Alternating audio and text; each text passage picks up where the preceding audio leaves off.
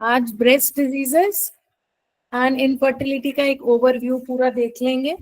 Infertility क्या पूरा, क्योंकि आप वाइंड ऑफ करेंगे तो एक बार पूरा समराइज एंड फिर उत्तर बस्ती वाला पार्ट आएगा एंड क्यूए राउंड, ठीक है। Fibrocystic disease, fibro adenoma, breast cancer, breast abscess, ये चार चीजें हम कॉमनली देखते हैं। तो ब्रेस्ट एब्सिस अगर छोटा है तो एब्सिस पूरे ब्रेस्ट में जनरलाइज है तो मेस्टाइटिस बोलते हैं। तो that is very easy to diagnose. जो तीन चीजें हमको कंफ्यूज करती हैं वो है fibrocystic, fibroadenoma and cancer. Fibrocystic, एक सिस्ट जो होता है वो बहुत सॉफ्ट होता है, फ्लूइड फिल सैक होता है, but when it is covered with fibrous tissue it is called fibrocystic and उसका कैप्सूल थोड़ा सा फर्म फील होगा आपको। ये चेंजेस जब ब्रेस्ट में आते हैं तो उस कंडीशन को फाइब्रोसिस्टिक ब्रेस्ट कहते हैं या फाइब्रोसिस्टिक डिजीज। एंड नॉर्मली ये फिर वही दो ही हार्मोन हैं जो गड़बड़ करते हैं, बट उनमें भी ज्यादा नोटोरियस ईस्ट्रोजन होता है। तो it is under the effect of oestrogen की ये ओवरग्रोथ होती है।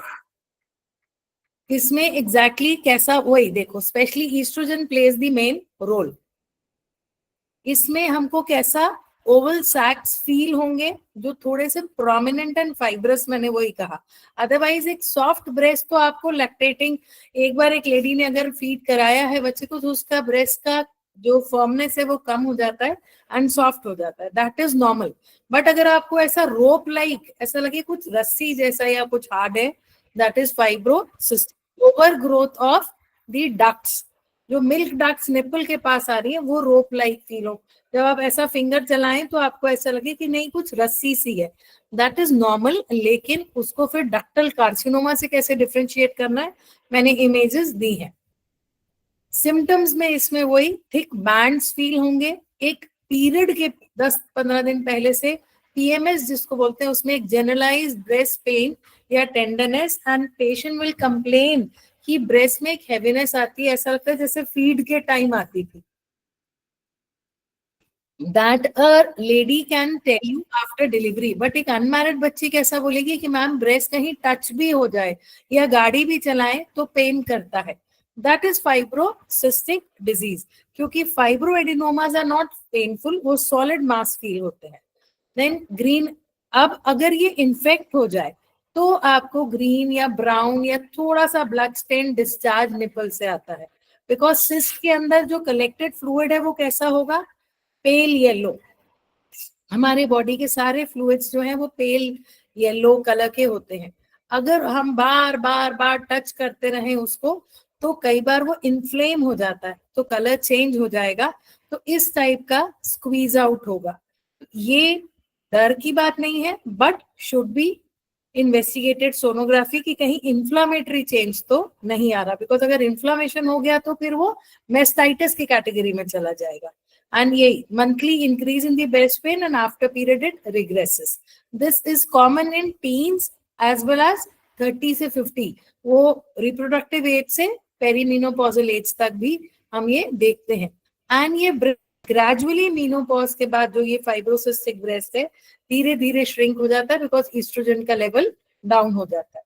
This is the image you can see, this is the normal breast.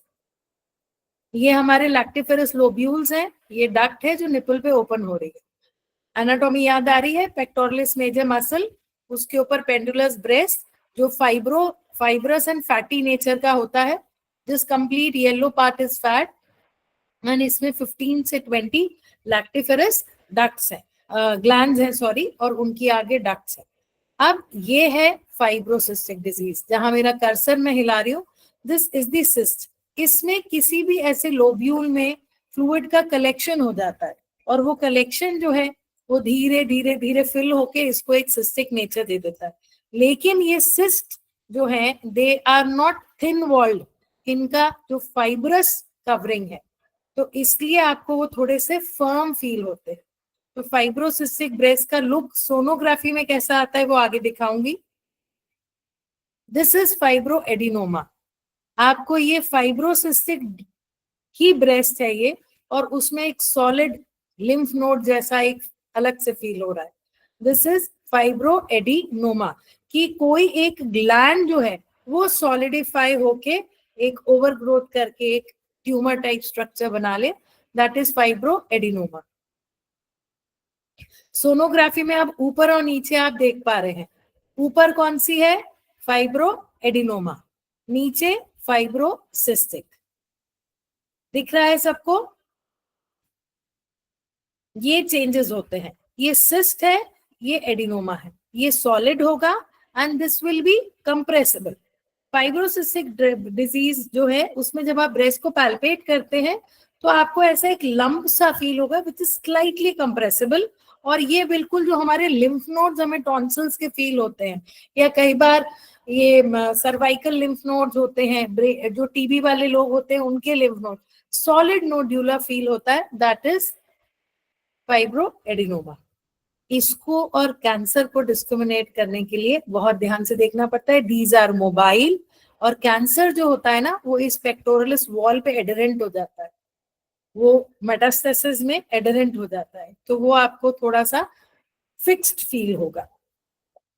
Then comes जो मैं साइन ऑफ ब्रेस्ट कैंसर बोल रही थी, एक मिनट, हाँ वही स्लाइड है, डिम्पलिंग। जैसा गाल में डिंपल आता है ऐसा डिंपल अगर ब्रेस्ट पे कहीं दिख रहा है, पूछो पेशेंट से आपको कोई कीड़ा तो नहीं काटा, कभी कोई चोट तो नहीं लगी, या फीड जब कराते थे तब आपको ब्रेस्ट एब्सेस तो नहीं, फोड़ा तो नहीं हुआ था, नहीं, क्योंकि अगर फोड़ा हुआ है तो इंसिजन देंगे तो डिंपल आ जाएगा, ऐसी कोई हिस्ट्री नहीं है and there is a dimple, एक किंक है, इट इज कैंसर, इमीडिएटली उसको मैमोसोनोग्राफी एंड मैमोग्राफी के लिए भेजें। विजिबल लंप एक अलग से ऊपर से दिख रहा है, आप फिर से देखेंगे, फाइब्रोसिस्टिक जो है वो किसमें है, ब्रेस्ट के टिश्यू में, ब्रेस्ट टिश्यू में पाए जाते हैं, जो उसका स्ट्रोमा है उसमें पाए जाते हैं, दोनों कंडीशंस में आप देख रहे हो, और अगर एक्सटर्नली ऐसा कुछ दिख रहा है then it is breast cancer.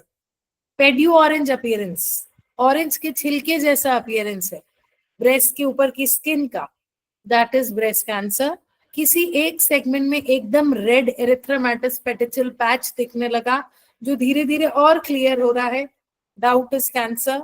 Surface पे एकदम अचानक एक अल्सर आ गया, मेरे पास एक पेशेंट आई थी, शी सेड मैम मुझे कीड़े ने काटा, मुझे खुजली हुई रात को, मुझे ऐसा लगा कीड़े ने काटा है, और सुबह उठ के देखा तो यहाँ पे एक छाला सा था, फिर मैं 8 दिन से उस पर बोरोलिन लगा रही थी, ठीक नहीं हुआ, बट वो बिल्कुल जैसा मुंह में एक बार कभी डीप छाला हो जाए उस टाइप का लुक था, इट वॉज ब्रेस्ट कैंसर। उसको जब भेजा सोनोग्राफी के लिए, mammosonography, it was breast cancer. Nipple का अंदर की तरफ इन्वर्ट हो जाना, निप्पल से ब्लड आना या ब्लड स्टेन्ड आना, मैंने जो पहला बोला वो था ग्रीनिश, ब्राउनिश, या कहीं कुछ हल्का सा पिंकिश, दैट इज अलग डिस्चार्ज। ये अगर रेड ब्लड जैसा थिक डिस्चार्ज आ रहा है, इट इज डाउट की कैंसर है।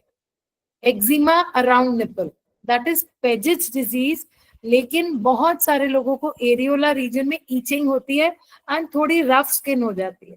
अगर ये होती रहे तो constant irritation leads to cancer because the nature of the cell which is squamous will change to cuboidal or columnar, and वो secretory हो गया जो non secretory होना चाहिए था, will lead to cancer। तो ये चीजें अभी आगे आपको मैं लाइव इमेजेस दिखाऊंगी, बट बेटा इन चीजों को बिल्कुल दिमाग में फिट कर लेना। मेरी ही कैरियर में 7-8 मैंने ये पेशेंट्स इन साइंस से डायग्नोज किए हैं। Now this is the Dimple. Recently मेरे पास 6 मंथ बैक मेरी ही स्ट्रीट में एक रहती है, she is just 39 years old, came to me कि मुझे एक फुंसी हो रही थी, मैंने एक गायनेकोलॉजिस्ट को दिखाया था, सोचो, and she gave her tea bag ointment कि इसको लगाओ फिर 8 दिन बाद दिखाना, तो बोली मम्मी ने बोला नहीं प्रीति आंटी को दिखा के आओ। वो क्लिनिक में आई तो मुझे वो डिम्पल दिखा, उसका डिम्पल यहाँ था नीचे की तरफ, तो ऐसे तुमने फीड कराया था तब फोड़ा हुआ, बोली नहीं, मैंने कहा कोई चोट लगी, बोली नहीं। Then I asked her husband, मैंने कहा ये आपने कभी देखा, तो ही सेड ये मैंने अभी कुछ 15-20 दिन पहले से मैं नोट कर रहा हूँ कि बहुत क्लियर है, इसने मुझे दिखाया था, and it was breast cancer stage 2, क्योंकि लिम्फ नोड्स भी थे, फिर तो पूरा पैल्पेट किया, लिम्फ नोड्स दिखे, शी गॉट ऑपरेटेड, कीमो अभी चल रही है उसकी। This is what I said कि एक निप्पल के आसपास अचानक आपको इन्फेक्टेड निप्पल्स में क्रैक्स दिखने लगे और ये over a period of time ulcer बन जाता है। एंड ये एरिया आपको दिख रहा होगा, देखो ये नॉर्मल एरिया हो जाता है आफ्टर फीड, एरियोला थोड़ा श्रिंक हो जाता है। यहाँ आपको फर्म एरियोला दिख रहा है क्योंकि नीचे इन्फिल्ट्रेशन शुरू हो जाता है। अल्सर जो है वो इन्फिल्ट्रेशन बहुत जल्दी करता है। अल्सर मीन्स कुछ खुला हुआ वुंड, वो नीचे नीचे नीचे इन्फिल्ट्रेशन शुरू करता है। This is again cancer. This is peau de orange appearance, orange के छिलके जैसा दिख रहा है। This is peau de orange appearance, 200% cancer. आपको किसी का भी स्किन ब्रेस्ट में ऐसा दिखे, प्लीज उसको इमीडिएटली भेजे। दिस इज द लंप, जो अचानक ऐसा उभर के दिख गया कि बाकी ब्रेस्ट पीछे दब गया। This is breast cancer. तो ये सब चीजें जो है ये ब्रेस्ट कैंसर आपको समझ में आना चाहिए कि कैसे हम पहचाने। आई होप बहुत कुछ क्लियर हुआ होगा और कुछ लोगों ने देखा भी होगा। निप्पल रिट्रैक्टेड वाली इमेज मैं भूल गई डालना। ये निप्पल जो बाहर है ये अंदर की तरफ चला जाए बिल्कुल ऐसे, that is retracted nipple which is again cancer. मैं आपको पहले की इमेज दिखाती हूँ कि वो क्यों रिट्रैक्ट होता है। बेटा ये देखो लैक्टिफेरस लोब्यूल्स हैं, उनके ये डक्ट्स हैं, और ये डक्ट्स कहाँ ओपन हो रहे हैं? निप्पल में। जब कैंसर होगा, कैंसर करता क्या है, इसको ऐसे हम समझे कि बहुत सारे हमने वायर्स हैं, ठीक है, वो वायर्स बहुत लूजली किसी चीज को पकड़ के हमने बांध के रखे हुए हैं ऐसे अपने पास। अब उन वायर्स में आप गठाने लगाते जाओ तो वो उनकी लेंथ छोटी हो जाएगी, तो वो जिस चीज को पकड़े में है वो आपके पास खिंच के आ जाएगा। अब ये जो है डक्ट्स, जब डक्टल कार्सिनोमा या ये जो फाइब्रोसिस्टिक डिजीज दिख रही है, ये वैसे कैंसर होती नहीं है, it is very rare, but इस टाइप का कोई नोड ग्रो हो जाए तो वो क्या करेगा, जो सस्पेंसरी लिगामेंट्स निपल को पकड़े हुए थे वो उसको टाइट करके अपनी तरफ फिक्स करता जाएगा। तो जैसे ही वो फिक्स करेगा, ये निपल जो बाहर प्रोजेक्ट हो रहा है that will be pulled inside. तो retracted nipple is the sign of cancer, उसमें कोई डाउट ही नहीं है। हाँ, किसी पेशेंट का, कई बार आप जो लोग ऑप्स की प्रैक्टिस करते हैं उनमें होता है कुछ पेशेंट में रिट्रैक्टेड निपल्स, अगर वो शुरू से है okay no matter, but all of a sudden she says कि मैम नहीं, कुछ 2-3 महीनों से देख रही हूँ कि ये अंदर हो रहा है, तो इट्स एन अलार्म, आपको पेशेंट को भेजना है मैमोसोनोग्राफी के लिए। Now the fibroadenoma. Fibroadenomas are tumors but they are non-cancerous. Breast tumors बोलते हैं इनको but they are benign, and breast cancer is अलग चीज है। ये solid होंगे, ऐसा रबर जैसा, एक आप जो पेंसिल रब करने वाला रबर है वैसा फील होंगे और मोबाइल होंगे, it is not cancer. But if it is solid, it is not rubbery, it is firm and it is fixed, then it is cancer. This is how we discriminate. ये चीजें again teen से reproductive age में grow होती हैं, that is called fibro adenoma breast. Oestrogen का ही कमाल है ये भी, कि जब गड़बड़ होगा ईस्ट्रोजन तो वो ओवर ग्रोथ करा देगा एंड ऐसे वाले आपको नोड्स दिखते हैं। ये कब थोड़े से रिस्की हो जाते हैं, अगेन हम इमेज पे चलते हैं। ये कैल्सीवाइड वाली इमेज ले ली है मैंने। चलो इस फाइब्रोसिस्टिक में देख लें कि ये थोड़ा ट्रांसपेरेंट दिख रहा है, that means it is not radio OPEC completely. ये सिस्ट जो है ये फाइब्रोज हो गया, कैल्सीफाई नहीं हुआ, ये फाइब्रोज हुआ है and it is radio OPEC, कि वो जो सोनोग्राफी की रेडिएशन है वो उसको पार नहीं कर पा रही, तो उसकी एक इमेज आ रही है। ऐसे ही फाइब्रोएडिनोमा भी इतना डार्क व्हाइट है तो इट इज कैल्सिफाइड, अदरवाइज वो ग्रे दिखता है, इट इज डार्क व्हाइट बिल्कुल टिपिकल, तो देन इट इज फाइब्रोज, ये सॉरी कैल्सिफिकेशन। कैल्सिफिकेशन में थोड़ा सा डर आने लगता है कि इसका नेचर चेंज हो रहा है, ये सिंपल फाइब्रोएडिनोमा से कॉम्प्लेक्स फाइब्रोएडिनोमा की तरफ जा रहा है, तो इट कैन बी कैंसर, कुछ पेशेंट्स में देखा गया है। और इसके अलावा एक और साइन कि मैंने क्या बोला, it is solid rubbery, it is solid but it is irregular, then again cauliflower like growth, bleed on touch, fixed cancer। तो वो सब आपको बिल्कुल तसल्ली से पेशेंट को ऐसे आर्म्स ऊपर करके लिटाएंगे एंड फ्लैट हैंड से आप फील करेंगे फ्रॉम लैटरल टू मीडियल, अब नीचे से ऊपर बिल्कुल सेंटर तक आपको फील करना है, इस तरीके से फ्लैट हैंड से। अगर कहीं कुछ है डाउट, भेज दो सोनोग्राफी के लिए, कुछ नहीं निकलेगा, बट अगर कुछ निकल गया तो आपने उसको टाइमली डायग्नोस करना है।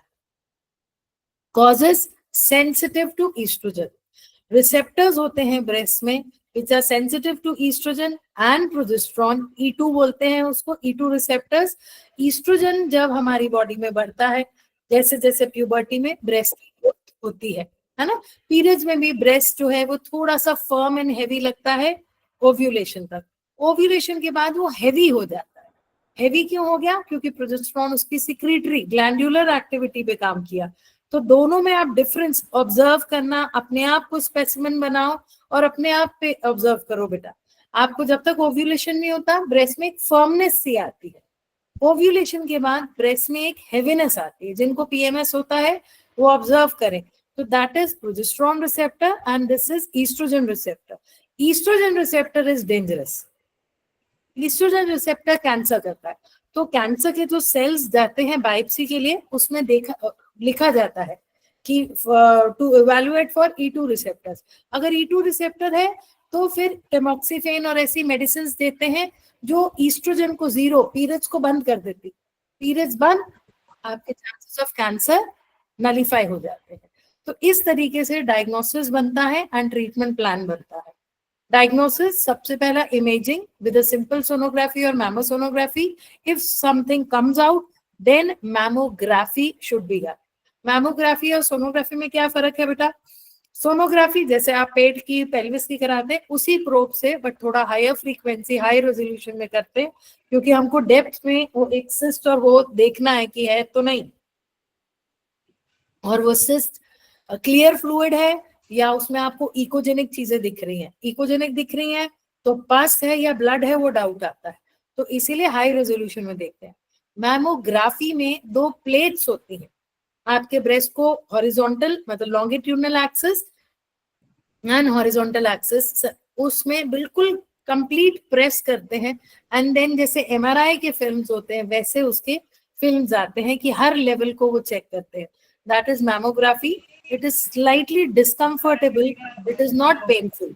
अब वो डिस्कम्फर्टेबल, उसके लिए आप लोग अपने पेशेंट्स को जब भेजते हो तो प्री मेंस्ट्रुअल फेज में कभी मत भेजो, क्योंकि ऑलरेडी ग्लैंडुलर एक्टिविटी ज्यादा होती है, ब्रेस्ट एक पेनी सा फील देता है। तो नेवर सेंड, पीरियड्स के बाद उनको मैमोग्राफी के लिए भेजो तो पेन और कम होगा।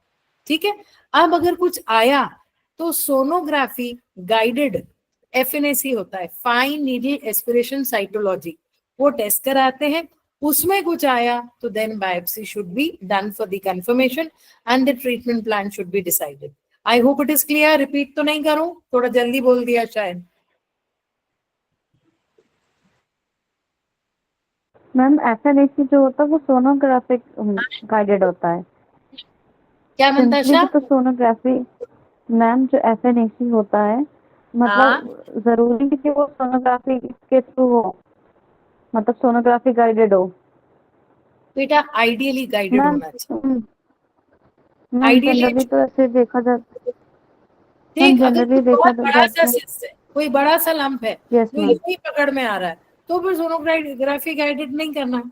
बट कोई छोटा हाँ। है तो ब्रेस्ट के लैक्टिफेरस यस मैम। लोब्यूल्स भी वही है, वो भी वही है, और वो छोटा है तो कोई ब्लड यस वेसल मैम। अगर पंचर किया और ब्लड स्टेन्ड आ गया तो आपका जो यस डायग्नोसिस है मैम। वो मास्क हो जाता है ना, वो एम्बिगुअस हो जाता है, यस वो बहुत मैम। क्लियर नहीं यस रहता। मैम।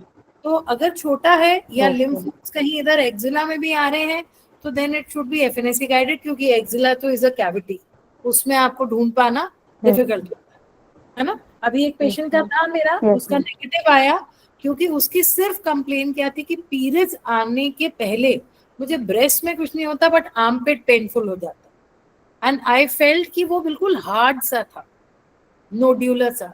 तो मुझे थोड़ा लगा कि कुछ और तो नहीं, I got a FNAC done, क्योंकि सोनोग्राफी में क्वेरी करके रिपोर्ट दे दी उन्होंने कि क्वेरी रिएक्टिव लिम्फ नोड्स। अब एक्जिला में रिएक्टिव लिम्फ नोड यानी डर लगता है, FNAC किया वो इन्फ्लेमेटरी आया और कुछ नहीं आया। तो that was sonography ma'am guided. मेरे साथ भी यही हुआ था। अच्छा। मैम मेरी भी रिपोर्ट सही थी। मतलब सही कि मेरे है? एक्जिला में ही जैसे पीएमएस के सिम्टम्स आते थे, ब्रेस्ट हेवनेस, पेन और फाइब्रोएडेनोमा तो अभी भी है, एक्सिलरी स्वेलिंग आती थी। तो मैंने सोनोग्राफी कराया तो उससे ये पता चला कि मैं मेमोरी ग्लैंड का तेल वहां पे प्रेजेंट, साथ ही हाँ, साथ मैम टेल वहाँ ऑफ पे लिम्फ स्पेंस नोड भी कहते हैं उसको। Reacted. Yes ma'am. Axillary tail तो उसकी या वजह, लिम्फ, हाँ, टेल ऑफ स्पेंस नाम होता है उसका। वो पूरा एक्सिला तक जाती है। इसीलिए अगर आप पुराने लोगों को देखो तो वो हमेशा कहते हैं कि आप डिलीवरी के बाद जब लैक्टेटिंग फेज में हो तो ऐसे मत लेटा करो।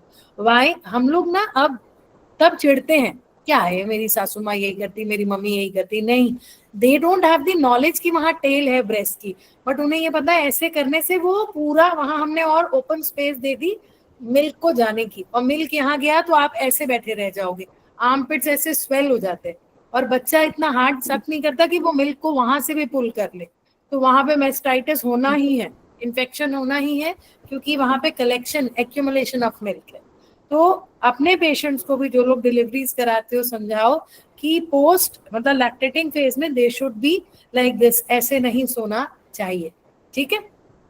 देन आता है जो मैं आप बोल रही थी कि रिप्रोडक्टिव पार्ट, जो हमने इतने दिन पढ़ा, इतने दिन देखा, उसको थोड़ा सा समझे कि अच्छा इसमें ब्रेस्ट में एक ट्रीटमेंट के हिसाब से बताऊं तो क्या ट्रीटमेंट देना चाहिए प्री मेंस्ट्रुअल में, क्या ट्रीटमेंट देना चाहिए फाइब्रोसिस्टिक डिजीज में, क्या ट्रीटमेंट देना चाहिए फाइब्रो एडिनोमाज में। Cancer is not our domain, तो वो तो हम रेफर कर देते हैं।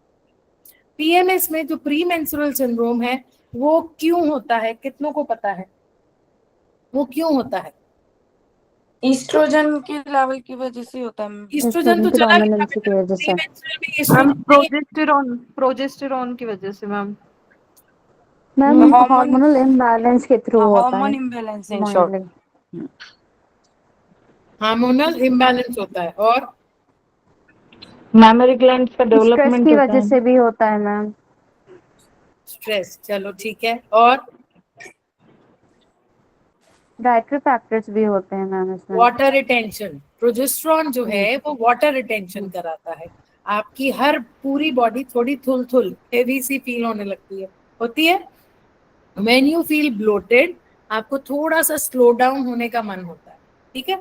एंड जो प्रोजेस्टेरॉन, इसमें ईस्ट्रोजन का रोल ज्यादा नहीं है, इसमें प्रोजेस्टेरॉन का रोल ज्यादा है।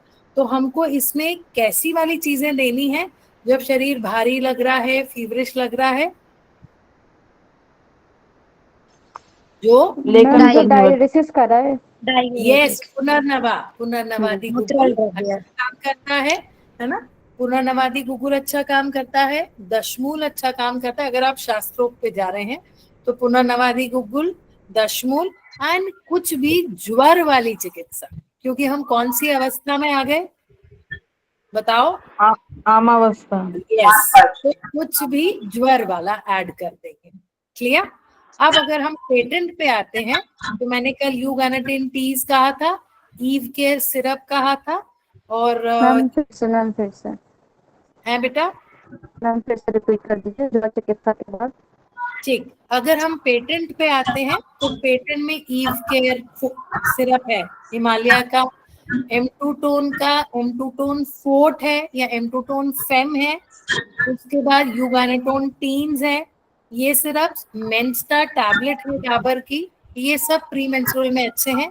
इसके अलावा हर मेंस्टा सिरप है जो डाबर का है, उसका अच्छा रिजल्ट है इसमें। हाँ, और इसके अलावा हर ऑनर करके एक आती है जिसमें इवनिंग प्राइम रोज है, तो वो स्पेशली ब्रेस्ट के लिए देती हूँ मैं, इवनिंग प्राइम रोज विद हमारा ये अशोक ये सब है। मैम विटामिन ई का भी तो रोल होता है ना ब्रेस्ट के लिए। विटामिन ई बेटा सिर्फ ब्रेस्ट पे कर रहा है ना, हमारे मूड को चेंज नहीं कर रहा। इन चीजों में हमारे मूड के साथ के लिए भी चीजें, तो आप अगर पेटेंट पे जाना चाहें तो ये, और नहीं तो पुनर्नवादी लास्टली क्या बताया था मैम? हर ऑनर। हर ऑनर। हाँ, और जो लोग क्वेश्चन पूछ लें उसके बाद माइक बंद कर दो, नहीं तो मेरी आवाज गूंजने लगती है मुझको ही। ठीक है। और इसमें अब ये हो गया पीएमएस। दूसरा वोक्शुर भी ले सकते हैं ना इसमें? वोक्शुर बेटा मैं इसीलिए अवॉइड करती हूँ क्योंकि वो सर्कुलेशन इंप्रूव कर देता है, इसीलिए, और हेवीनेस ना आ जाए। डाययूरेटिक के लिए तो मैम दे सकते हैं ना? It is not it is diuretic, but उसका जो मेन हम देख रहे हैं वो जेनाइटल्स पे काम अच्छा कर रहा है। और पुनर्नवादी के साथ गुगुल दे रहे हो तो एंटी इंफ्लेमेटरी भी, जो स्वोलन पार्ट फील हो रहा है, दोनों को पढ़ना आप कि पुनर्नवा और गोक्षूर में से कौन सा बेटर डाययूरेटिक है, पढ़ना। हम इवनिंग प्राइमोस तो हमें फिर लंबा देना पड़ता है ना, 1 महीना पूरा ऐसे 15 डेज, ये तो सारे 15 15 days। डेज देने हैं सबको। हाँ। पीरियड के 15th डे से स्टार्ट करना है फॉर 3 15th साइकिल, डे से ही स्टार्ट करना है। हाँ, हाँ, एंड फॉर 3 मतलब 2-3 साइकिल्स, साइकिल्स है ना, फॉर 2-3 साइकिल्स दे देंगे। ठीक है, अब ये तो हो गया बहुत इजी सा। फाइब्रोसिस्टिक में क्या देंगे एंड फाइब्रो एडिनोमा में क्या देंगे? तो fibrocystic is again what, collection of fluid, है ना, ब्रेस्ट में। तो रसपाचक चिकित्सा, रसपाचक चिकित्सा में रसपाचक वटी आती है, वो दीजिए। कांचनार दीजिए, गुगुल दीजिए इसमें, कांचनार गुगुल, क्योंकि ये भी जब बड़े होने लगते हैं पेन करते हैं। लेखन चिकित्सा पे जाना है क्योंकि हमें सिस्ट हटाना है, एंड इसके लिए बिल्कुल बिना सोचे समझे साल भर दो, क्योंकि मेरे 2 इंटर्न्स थे कॉलेज के, बिल्कुल देखते देखते देखते साइज गायब हो गया, एंड रिलीजियसली लिया उन्होंने। आरोग्यवर्धिनी, कांचनार गुगुल, रसपाचक वटी एंड साइटोक्रुअल 80 आयुकल्प की, all work very well, combination बहुत अच्छा गया एंड ये लोग ठीक हो गए। इसी तरीके से fibro adenoma, adeno means gland, glandular activity पे कौन काम करता है? लोकनाथ रस। मैंने एक बार पहले भी बताया, किसी ने शायद मुझसे टॉन्सिल्स का पूछा था तो मैंने कहा था लोकनाथ रस ग्लैंड्स पे अच्छा काम करता है, तो लोकनाथ रस दो। उसमें आपको रसपाचक की जगह लोकनाथ रस दे देना, इफेक्ट अच्छा आता है। तो fibroadenoma, fibrocystic disease and PMS, इस तरीके से ट्रीट करेंगे। हम लोकनाथ रस जैसे रस रस से रिलेटेड है तो मतलब वैसे कोई इफेक्ट नहीं करेगा ना, अगर। कज्जली है उसमें, इसीलिए रस है वो, हाँ जी, भारत गंधक है, वैसे रस से रिलेटेड नहीं है, उसमें कजली है बेटा। ओके, उसमें कोई प्री डायबिटिक हो तो भी कोई दिक्कत नहीं है? बिल्कुल नहीं, बिल्कुल भी नहीं, वो तो टैबलेट्स आती है लोकनाथ रस की, बिल्कुल मैम वो- कितने साइज तक का रिग्रेस हो सकता है और कितने साइज पे एक्सीजन एडवाइस करना है?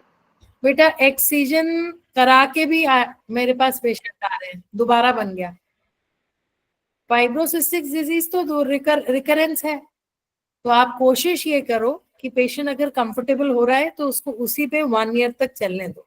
रिकरेंस का रीजन क्या है? कुछ सेल्स रह जाते हैं क्या, मतलब हाँ के बाद बिल्कुल, भी? और हमारी बॉडी के अगर हमारे ब्रेस्ट के सेल्स ईस्ट्रोजन के लिए हाइपर सेंसिटिव है तो वो तो फिर बनेगा ईस्ट्रोजन। तो मैम उसका हाइपर सेंसिटिविटी का फिर कारण क्या है कि भाई जैसे कुछ फूड रिलेटेड या कोई एक्टिविटी, ऐसा कुछ नहीं हो, नेचुरली अपना बॉडी टू बॉडी वो बॉडी टाइप होता है, देखो सबका बॉडी टाइप। फैमिली हिस्ट्री है कि मम्मी को भी था, मुझे भी है, इट इज लाइक दैट, है ना। मतलब फाइब्रोएडिनोमा इज इडियोपैथिक, ऐसे हम ये नहीं कह सकते कि मतलब ये बिकॉज ऑफ नहीं, पेशेंट के निदान नहीं, सेवन की नहीं, वजह से कोई कॉज नहीं है। द किसी को cause, it is the only one hormone oestrogen जो किसी में कैसा रिएक्ट करता है। अब देखो आप ही के घर में अगर 4 फीमेल्स हैं, एक को पीएमएस होता होगा बाकियों को नहीं, सेम खाना खाते हैं, सब कुछ सेम है, तो इट इज योर ब्रेस्ट, उसमें रिसेप्टर्स ईस्ट्रोजन के लिए ज्यादा है तो वो हाइपर सेंसिटिव हो गया, बाकियों को नहीं है। It is that way. ठीक है, मैम वरुण आदि कैल्सीफाइड में भी कुछ दे सकते हैं क्या? वरुण आदि कषाय देंगे उसमें एडिनोमा में। सिस्ट में वरुण बहुत अच्छा काम नहीं करता है, सिस्ट में आपको ड्राई करने वाली चीजें देनी है जो उसको सुखाए। और चित्र ग्रंथि का दी मैम ये दे सकते हैं क्या? देखो चित्र गंध आदि दे सकते हो, गर्म होती है तो साथ में फिर कुछ ठंडा दे देना, कामदूधा प्रवाल कुछ, क्योंकि चित्रक बहुत लंबा देते हैं ना तो पेशेंट को छाले आते हैं। Okay ma'am. लैक्टेशन पीरियड में what preventive measures can be taken for what बेटा? क्या मैं किस चीज के लिए प्रिवेंटिव मेजर्स पूछा आपने अपूर्वा?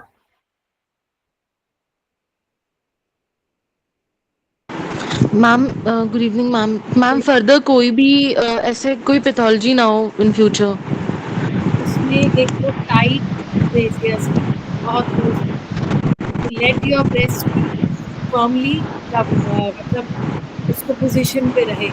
दूसरा, आपको कहीं भी लग रहा है कि कलेक्शन हो रहा है तो उस लंप को थंब से प्रेस करें जब बच्चा फीड लेगा, तो उसका सक्शन प्रेशर और आपका थंब का प्रेशर उस लोब्यूल को खाली करो, क्योंकि वो लोब्यूल कहीं रह गया तो फिर वो कन्वर्ट होगा बाद में जाके या तो मेस्टाइटिस में या फिर सिस्टिक लीजन। थोड़ा सा वो सब ध्यान रखो, निपल्स क्रैक ना हो, तो उसके लिए मैं तो शतौत बोल देती हूँ पेशेंट को, नहीं तो घर में गाय का दूध, है ना?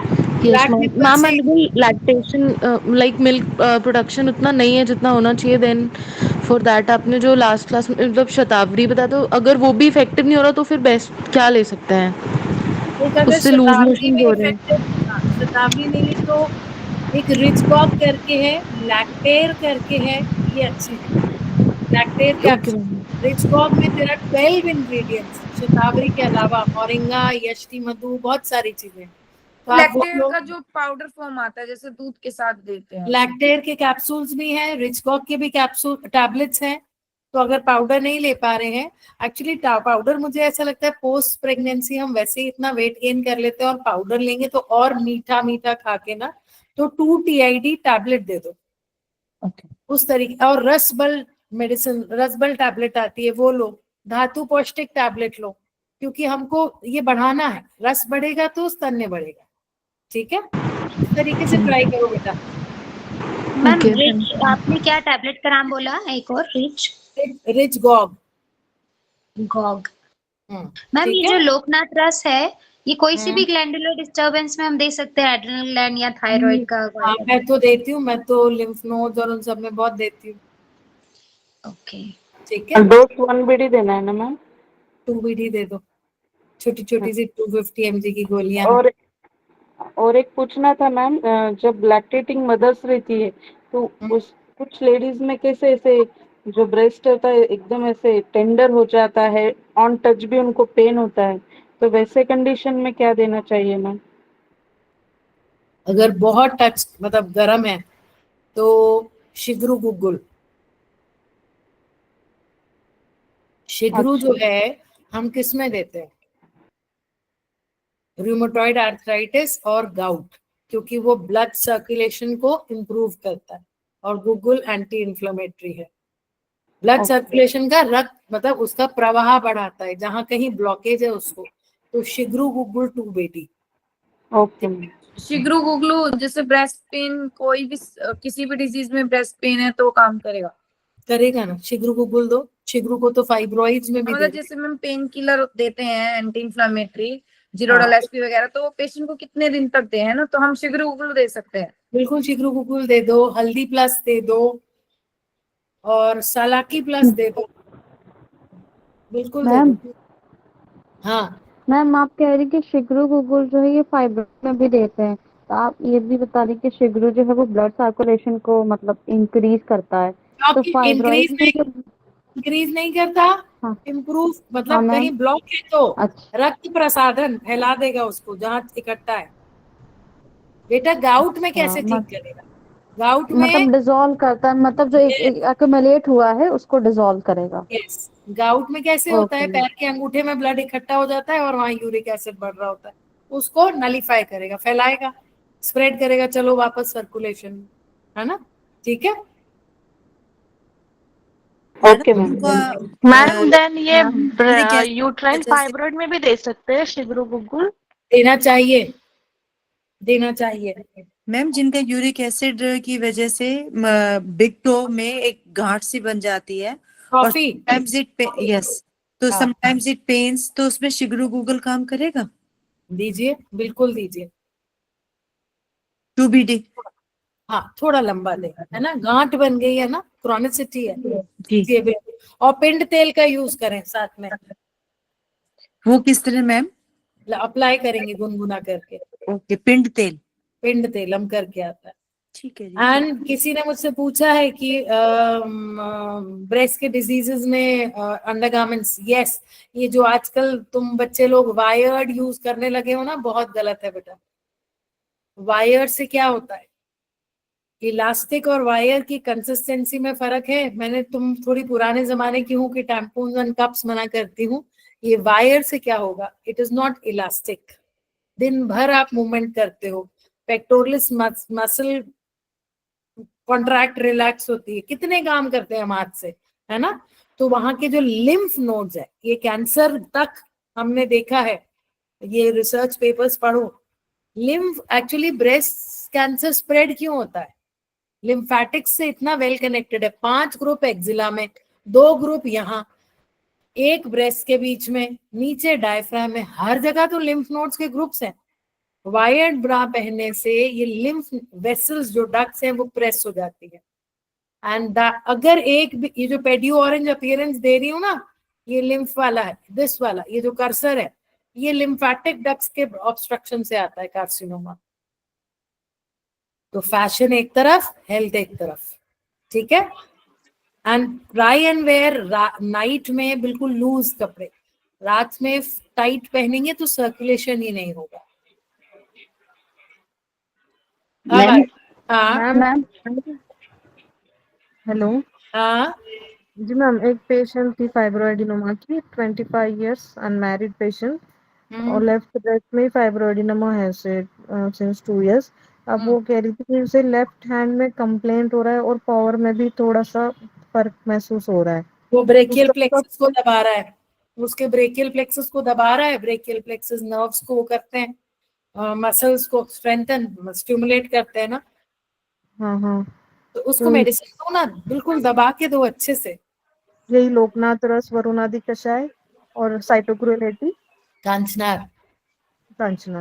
बिल्कुल दो, ठीक है, ठीक है। ठीक है। Ma'am okay okay. मैम मेरी एक फ्रेंड थी, उसको 2-3 मंथ की प्रेगनेंसी थी, ब्रेस्ट में चेंजेस आने लगे, तो उसको गायनिक मैडम को दिखा भी रही थी वो, पर उसको पता ही नहीं चला कि उसको ब्रेस्ट कैंसर हो गया। उसको जब बेबी हुई, फीडिंग कराने लगी, तब उसको पता चला, 4th स्टेज पे थी, बोन मेरो तक फैल गया वो। तो मैम प्रेगनेंसी में कैसे फाइंड आउट करेंगे? लास्ट मंथ मेरे पास एक पेशेंट आई थी, 3rd सीजर था, previous 2 cesareans daughters and then this was the 3rd caesar. First time आई 9th मंथ में, पास में एक गांव है वहां से।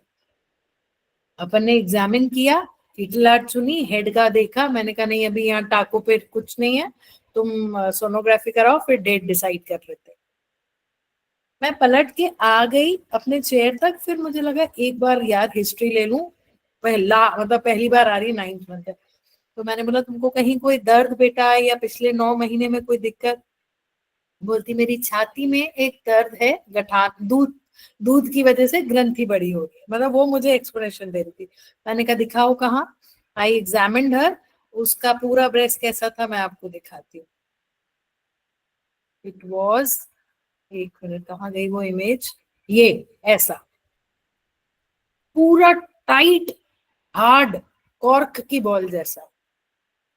फिर मैंने हाथ बोला ऐसे रख बेटा, तो एक्जिला तक पूरा ऐसा फर्म टाइट स्टोनी हार्ड। ऐसे तुझे दर्द नहीं हो रहा? कहती वो तो अब 9वां महीना आ गया तो दूध की गठाने बन रही। सोचो, this was the awareness. I told तुम वहां रायसेन गवर्नमेंट हॉस्पिटल में दिखा रही थी तो डॉक्टर को नहीं बताया। तो दिस इज एक्चुअली हिज, मतलब मुझे लगता है कैसे क्लिक कर गया मुझे, नहीं तो मेरे भी पर्चे पे ऐसा ही चला जाता और मैं तो कुछ लिखती नहीं। नॉर्मली एडवाइज यू एज, फिर मैंने लिखा फर्म ब्रेस्ट एंड ऐसे करके क्वेरी एडवाइज सोनोग्राफी ब्रेस्ट, निकला कैंसर। अब डिलीवरी के बाद फिर उसको जवाहरलाल नेहरू है यहाँ कैंसर हॉस्पिटल, वहां भेजा है। लेट्स सी, मुझे तो लग रहा है वो तो स्टेज 3-4 पार की होगी, क्योंकि एक्जिला तक फर्म था बिल्कुल नोड्यूलर। तो यू कैन नॉट।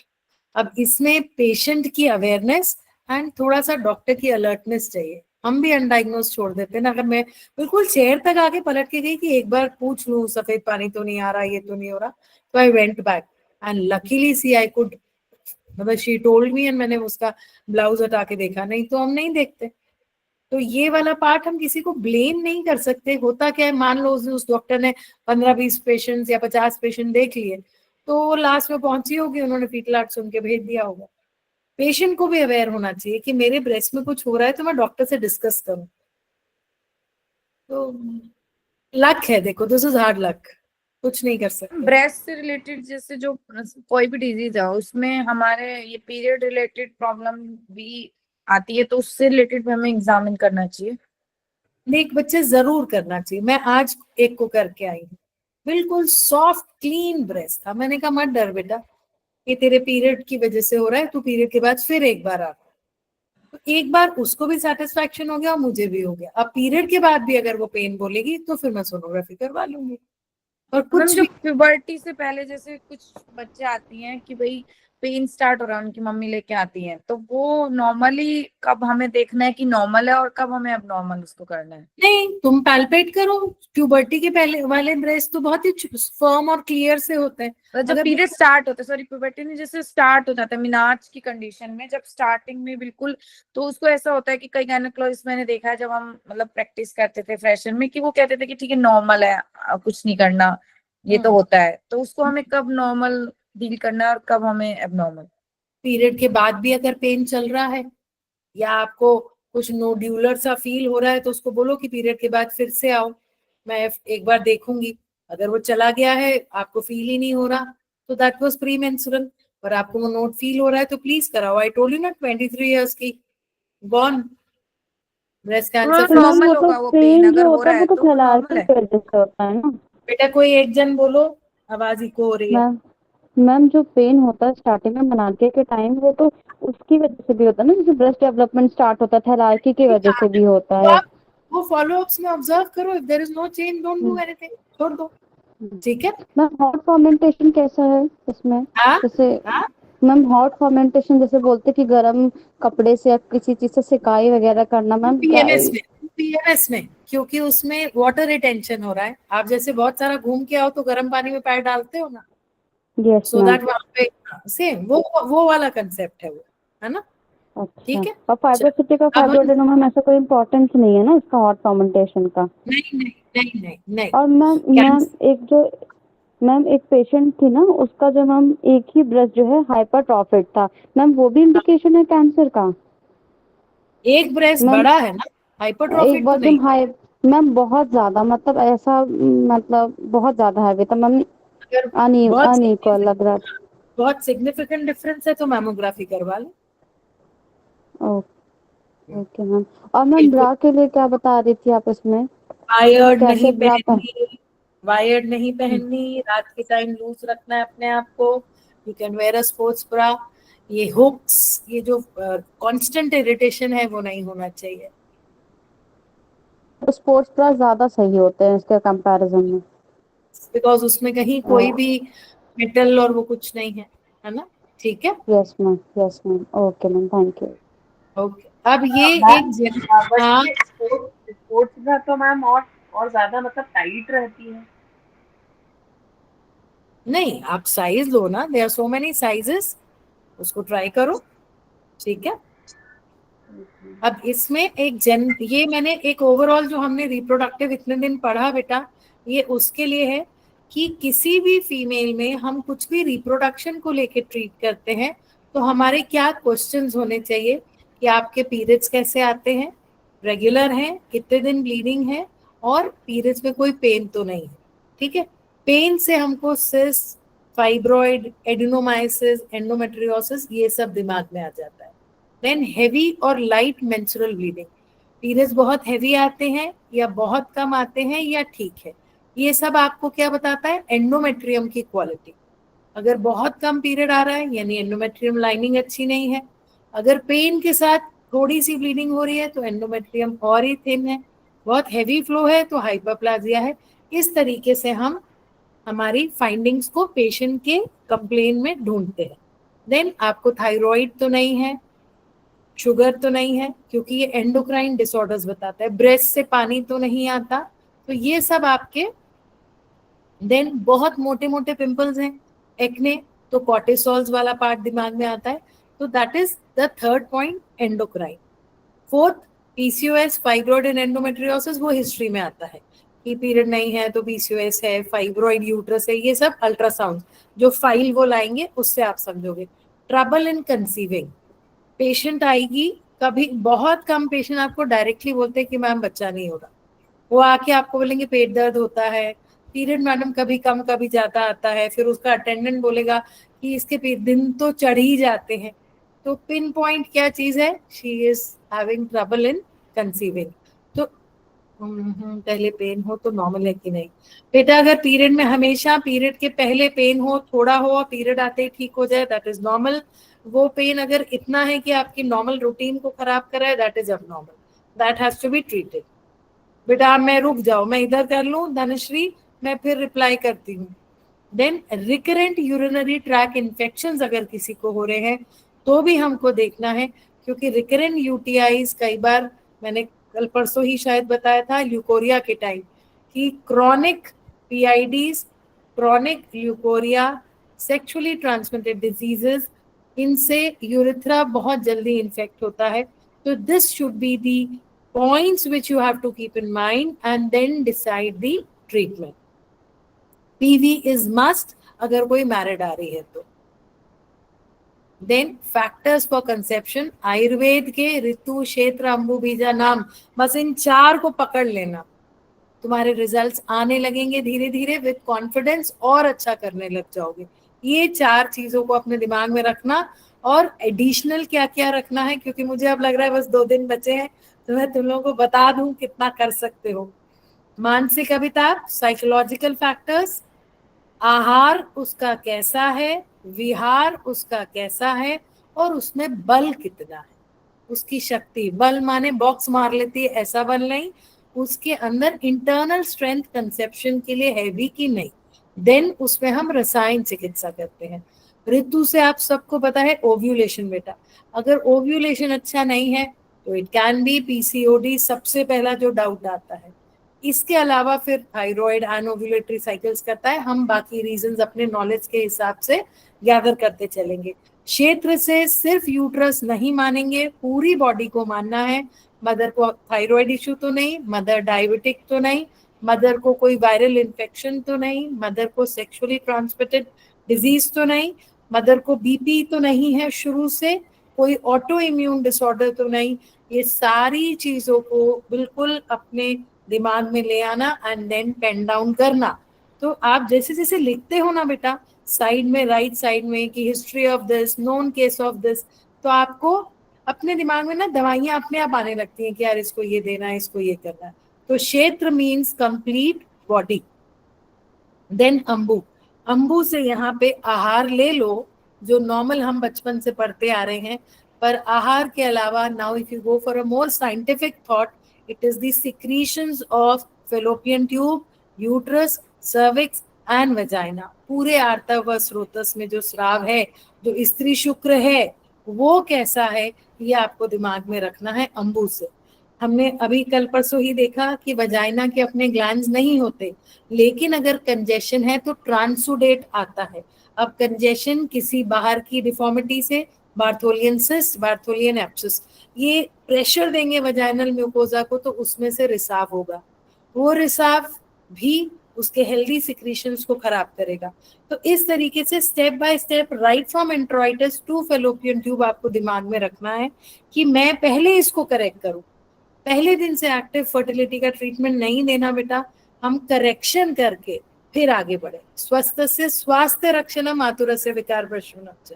पहले उसके स्वास्थ्य को ठीक करेंगे, फिर हम उसके विकार पे जाएंगे। अगर आप सोचो कि मैं उसको विकार ठीक कर दूं और पीछे वो बेचारी पूरी बीमार पड़ी है, कुछ रिजल्ट नहीं आएगा, उसका खर्चा होगा, आपको मायूसी होगी। तो ये जो मेरी स्लाइड है ना, प्लीज इसको दिमाग में रखना, ये मेरी फेवरेट स्लाइड है, मैं हर वर्कशॉप में इसको डाल देती हूँ। देन बीज, बीज में मेल एंड फीमेल दोनों, क्योंकि इनफर्टिलिटी की जब आई है तो वो ये सोच के नहीं आई है कि मैं मेरे हस्बैंड को लेके कहीं और जाऊंगी, वो ये सोच के आई है कि यही मेरा सब कुछ करेगी। यस, अगर कुछ सर्जिकल इंटरवेंशन है, varicocele, hydrocele, atrophy testis, blocked vasa, ऐसा कुछ है, तो देन आपको उसको कहीं और भेजना, that is not our domain, तो सेंड टू अ यूरोलॉजिस्ट। पर अगर आपको सिर्फ स्पर्म काउंट कम दिख रहा है, बाकी उसकी चीजें सब ठीक है, उसको ना डायबिटीज है, हस्बैंड को ना थायराइड है, कुछ और इश्यू नहीं है, तो आप आराम से आयुर्वेदिक मेडिसिन दो, क्योंकि उसी से रिजल्ट आता है। क्लोमिफेन और ये सब टेम्पररी है। जितना आयुर्वेद से स्पर्म काउंट बढ़ता है जल्दी, और किसी दवाई से नहीं बढ़ता। तो मेल को भी आपको क्वेश्चन करना है कि आपको कोई प्रॉब्लम तो नहीं, आपको इचिंग तो नहीं होती, रिलेशनशिप के बाद आप थक तो नहीं जाते, बिकॉज मेल बहुत अनस्पोकन सा होता है इन मामलों में। उसको लगता है कि नहीं, मतलब mail factor, it is not ego. बचपन से हम हमेशा हेड किसको बोलते हैं? पापा, है ना। When your father is head तो वो बंदा भी कहीं हेड है। तो उस चीज को समझो कि बहुत सारे अनस्पोकन फैक्ट्स होते हैं जो वो लोग शेयर नहीं करते। Females have become more open these days, वो बहुत जल्दी हर चीज में ओपन हो रही है। जेंट्स थोड़े से और छुपते जा रहे हैं अंदर। तो हिस्ट्री टेकिंग में कहीं भी चूक नहीं करना। देन मानसिक Kavita, I will share just one incidence with you. मेरे पास एक पेशेंट आईवीएफ फेल्ड आई थी, इतना अच्छा फॉलिकल बना, ट्यूब्स वर ओपन, सब कुछ ठीक। शी वाज आईएएस कैडर की, and you know what she did, I was surprised. Follicle rupture हुआ, she came to me with sonography, पूरा विरेचन भी लिया दोनों वाइफ हस्बैंड ने, वस्ती दोनों ने ली, जबकि दो हस्बैंड तो बिल्कुल परफेक्ट था, बट ही सेड जो जो ये कर रही है मैं भी करूंगा। तो मुझे लगा कितने सपोर्टिंग है दोनों। आई तो मैंने कहा तुमको रिलेशन रखना है अब 2-3 दिन लगातार, और नहीं तो ऑल्टरनेट डे रखना बेटा, पर ये 4 दिन अच्छे हैं। एंड मैं मेडिसिन मैंने चेंज कर दी, फॉलिकल के बजाय अब वो वाली कर दी। What she did, out of a बिल्कुल स्पॉट, उसने हस्बैंड के मुंह पे एक थप्पड़ मारा। मेरे को इतना खराब लगा, अक्रॉस द टेबल पहली बार लाइफ में ये हरकत देख रही हूँ। मैंने कहा व्हाट इज दिस, ये क्या कर रही हो तुम? कहती ये आदमी रिलेशन रखेगा, ये तो पूरे टाइम मीटिंग्स में रहता है। But this was not the way ना। Was it a right way? No. वो आदमी बिल्कुल चुप बैठा रहा, उसने कुछ नहीं किया, बिकॉज शी इज आईएएस, उसके अंदर एक वो रॉब था।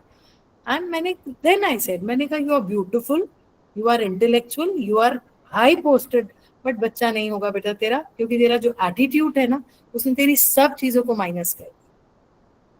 नेगेटिव आया वो रिजल्ट उसका। देन जिसने मेरे पास भेजा था, आई टोल्ड हिम, मैंने कहा यार ये ठीक होके आएगी तो ही मैं ट्रीट करूंगी, मुझे अपना नाम खराब नहीं कर। तो ये जो मानसिक अभिताप है ना बेटा, that is the worst thing आज के सिनेरियो में। आज के दौर में मुझे लगता है बाकी चीजें पीछे, ये आगे हो गया। इसकी वजह से एडिनोमाइसिस, इसकी वजह से पीसीओडी, इसकी वजह से एजोस्पर्मिया, इसकी वजह से पीसीओडी, थायराइड, ये सब आ रहा है। तो प्लीज अपने पेशेंट्स को ध्यान से ऑब्जर्व करना। आपको बात करने में ही समझ में आ जाएगा वो क्या है। उस हिसाब से आपको धीरे से उसके पर्चे में एक दवाई लिख देनी है, जिसको उसको बोलने की जरूरत नहीं, क्योंकि ईगो आ जाएगी कि मुझे तो कुछ है नहीं। ठीक है। देन आहार, आहार जो है थोड़ा सा चाइनीज बंद करा दिया करो पेशेंट्स का, उसमें अजीनोमोटो रहता है। Ajinomoto is teratogenic, specially for ovaries and testis. तो आई नॉर्मली जब पेशेंट आता है मैं बोलती हूँ चाइनीज, मोमोज ये बंद करो, मोज़रेला चीज बंद करो, and come to the natural Indian food. वो अपना उतना खाना ठीक है, छोले भटूरे टिक्की खाओ वो नहीं, but don't go for these type of junks, क्योंकि वो क्वालिटी ऑफ ओवम खराब करेंगे। विहार, ओके, विहार में जो मैं बोलती हूँ हर बार कि मल्टीपल पार्टनर्स, टैम्पून्स, कप्स, ये सब मत यूज करो जो आपके जेनाइटल्स को खराब करे। Over use of I pill, unwanted empty pickets, ये मना करते। देन आता है बल। बल में इट इज जस्ट कि ऐसा नहीं कि वो अगर कोई पेशेंट बिल्कुल अंडरवेट है, आप उसको 2 मंथ्स के लिए थोड़ा रिवाइवल दो, कई बार वो उसी में कंसीव कर जाती है। अब रिवाइवल में हमें क्या देना है उसको? पल ग्रिप दे दो, शतावरी ग्रिप दे दो, उसको महाकल्याण ग्रिप दे दो, उसको अश्वगंधा दे दो, कुछ इस टाइप का जो एक कॉम्प्लीमेंट करे उसकी फर्टिलिटी को, कुछ इस टाइप की चीजें उसके लिए ऐड कर दो। I hope it is clear. Then comes कि अब हमने ये सब देख लिया, मैम आप तो इतना अच्छा पढ़ा रहे हो कि एक ही बार में समझ आ जाता है। थैंक यू सो मच बच्चा, ये किसने मैसेज किया है। अब uterine health optimisation and fertility enhancement, this is our final motto. हमने इतने दिन जो पढ़ा बेटा, वो हमारा मोटो यही था कि यूट्रस की हेल्थ अच्छी हो और फर्टिलिटी का एनहांसमेंट हो। तो वो कैसे होगा? वो हमारे तीनों दोष और धातुएं हमारे दिमाग में रहनी चाहिए कि हम इसको समावस्था में ले आए, और ये जो पहले की स्लाइड है इनके सब फैक्टर्स को अपने दिमाग में रखें, तो you will get results. We are not gods. देखो अभी मेरी 2 पेशेंट्स का डायग्नोस्टिक हिस्ट्रोलैप्रोस्कोपी में ट्यूब्स ओपन ही नहीं हुई, तो यानी सर्जरी से भी नहीं हुई ना, तो हम तो बिना सर्जरी के गोलियों से कर रहे हैं। तो कभी मायूस नहीं होना अपने लाइफ में। मेरा भी हर पेशेंट प्रेग्नेंट नहीं होता बेटा, अगर मैं महीने में 12 पेशेंट्स को ट्रीटमेंट दे रही हूँ तो उसमें से 7-8 प्रेग्नेंट होते हैं, 4-5 नहीं होते। तो it is, I am not God. अब कोई आया ही ऐसा जिसकी एनाटॉमी खराब है, उसको कैसे प्रेग्नेंट कर देगा? तो यू विल जस्ट, आपको उससे सीखना क्या है कि अब मैं क्या करूं, अगला कोई ऐसा आया, फिर उसके लिए पढ़ाई चालू करेंगे। We will have to take help of a surgeon. करना नहीं है उसमें कि आयुर्वेद से ही करेंगे, हम तो उत्तरवस्ती से ही कर देंगे। अब ट्यूब और ओवरी इतनी दूर है, कैसे कैच करेंगे? तो हमको उसमें सर्जिकल इंटरवेंशन लेना ही पड़ेगा। Motto should be to give result to the patient. अब यूट्राइन हेल्थ ऑप्टिमाइजेशन में हमको इक्विलिब्रियम करना है वात, पित्त और कफ का। एक ही दवाई ऐसी है मुझे जो पसंद है, बाकी बहुत होंगी, मेरा द्रव्य गुण बहुत अच्छा नहीं है, जो त्रिदोष शामक है, एंड दैट इज गिलोय। गिलोय त्रिदोष शामक है। द गिलोय ऑटोइम्यून डिसऑर्डर्स के लिए है। गिलोय हमारी इंटरनल हार्मनी अच्छी बनाती है। तो आप सिर्फ गिलोय देना चाह रहे हैं, दीजिए, नहीं तो आप गिलोय का कोई फॉर्म भी दे सकते हो। बहुत फॉर्म आते हैं जिसमें गिलोय है, यू कैन गिव दैट। वो आप जरूर इनिशियल स्टेजेस में ऐड करो। बाकी आपको उसकी प्रकृति जो है, हम उस प्रकृति को बदल नहीं सकते, पर अगर वो कहीं एक्स्ट्रा हो रही है उसको हम थोड़ा सा इम्प्रूव कर सकते हैं। आप बहुत गुस्सा होते हो तो आपके मम्मी पापा, हस्बैंड, कोई भी आपके सिर पे हाथ रख के आपको काउंसिल करते हैं। ऐसे ही एज अ डॉक्टर, किसी की प्रकृति में बहुत ज्यादा विकार दिख रहा है तो हम अपनी मेडिसिन को उससे बैलेंस करें। वात वाली को वात में ही रखेगी, पर उसको हम बैलेंस करेंगे, नहीं तो उसकी ये चीजें ठीक नहीं होंगी जो मैंने स्क्रीन पे लिखी है। पीरियड ठीक नहीं होगा तो प्रेगनेंसी नहीं होगी। क्रैम्प्स उसके लाइफ को खराब करेंगे, उसकी क्वालिटी को। ड्राइनेस ऑफ रिप्रोडक्टिव, ये तीनों एज के लिए लिखा है मैंने। Cramps is young age, irregular menses reproductive age, and dryness menopause. इनको हमको वात से बैलेंस करना है। देन इम्बैलेंस ऑफ पित्त आजकल हर एज में दिख रहा है। एज नो बार, नो ऋतु इस बार, नो एज इस बार, पित्त का प्रकोप सब में दिखता है। तो उसको हमको कामदूदा, प्रवाल, चंद्रकला, गुलूकंद, इन चीजों से बैलेंस करना ही है। आप अपने प्रिस्क्रिप्शंस में ऐड करें, नहीं तो उसकी डाइट में गोलियां बहुत हो रही हैं तो धनिया का पानी पीने बोले, आंवले का सेवन करने बोले, कुछ कुछ ऐसा उसके डाइट में ऐड करा दे जिससे उसका पित्त बैलेंस हो। कफ अगेन बढ़ रहा है, waist line fat, fibrocystic disease, आप अपने ओपीडीज में देख रहे होंगे। फाइब्रॉइड्स, 10 में से 8 लेडीज को फाइब्रॉइड आ रहा है। एक्सेसिव डिस्चार्जेस, ओके, वो थोड़ा सा हाइजीन पार्ट भी मैटर करता है, बट इनिशियल 2 चीजें जो है वो कफ से। अब इनिशियल 2 चीजें कफ से हैं, तो इसमें रोज किसी को आप त्रिकटु, अग्नितुंडी, चित्रकारी नहीं खिला सकते। तो आप सिंपल उसको बोल दो कि तुम अपना एक शेड्यूल बना लो, एक दिन दालचीनी का पानी पीऊंगी, एक दिन अजवाइन का पीऊंगी, एक दिन जीरे का, एक दिन कलौंजी, एक दिन शतपुष्पा। मतलब आपने उसके मेटाबॉलिज्म को इम्प्रूव किया। एंड रात में त्रिफला देना शुरू कर दो। त्रिफला से कभी किसी को लूज मोशंस नहीं होते, बट आपकी गट का क्लियरेंस थोड़ा बेटर हो जाता है।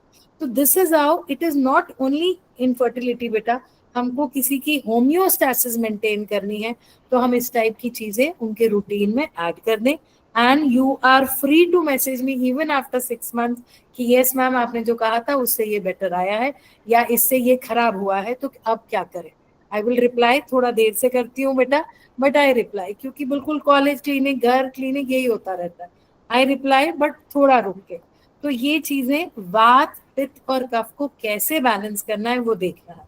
किसी का पंचकर्म सेंटर है तो उसके लिए कमाने का एक जरिया कि कोई वातिक प्रकृति दिख रही है तो उसको बोलो कि हफ्ते में एक बार एक अच्छा स्नेहन स्वेदन लेने आए, तो आपकी भी इनकम बढ़ी और उस पेशेंट का बॉडी भी अच्छा हुआ। कोई बिल्कुल ऐसी कम बल वाली, क्षय वाली रोगी दिख रही है, मैम आपका व्हाट्सएप नंबर एक ही नंबर है बेटा, लास्ट 22 ईयर्स से बस वही चल रहा है। मेरा नंबर लेंगे आप लोग सब पूजा से, जहां से बाकियों ने लिया है। बहुत सारे बच्चों के मैसेज है, आप लोग भी करेंगे। अब मैं क्या बोल रही थी, हाँ, जो मैंने बल वाली बात की थी बेटा, इस वाले पॉइंट में बल क्षय आप उसको वस्ती दे सकते हैं। इसमें निरू नहीं देंगे, हम स्नेह वस्ती उसको देंगे तो आपको उसमें चेंज दिखेगा पेशेंट में। ठीक है, आता है अब कुछ हर्ब्स जिनको हम घुमा घुमा के एक फीमेल बॉडी को में यूज करें और उसको इम्प्रूव करें। Shatavari, it is very good drug ultimate drug है, ये सब मैटर आपको मिल जाएगा गूगल में सब जगह। बट जो उसका मेन काम है जो हम देखते हैं, इट इज व्हाट, कि वो बूस्ट करता है ओव्यूलेशन को, एग की क्वालिटी को इम्प्रूव करता है, यूट्रस की लाइनिंग को इम्प्रूव करता है, क्योंकि एंडोमेट्रियम प्लोरीफेरेशन ईस्ट्रोजन करता है, इसीलिए इम्प्लांटेशन सक्सेसफुल है। तो जो बेस बन रहा है इम्प्लांटेशन के लिए वो कौन कर रहा है? शतावरी।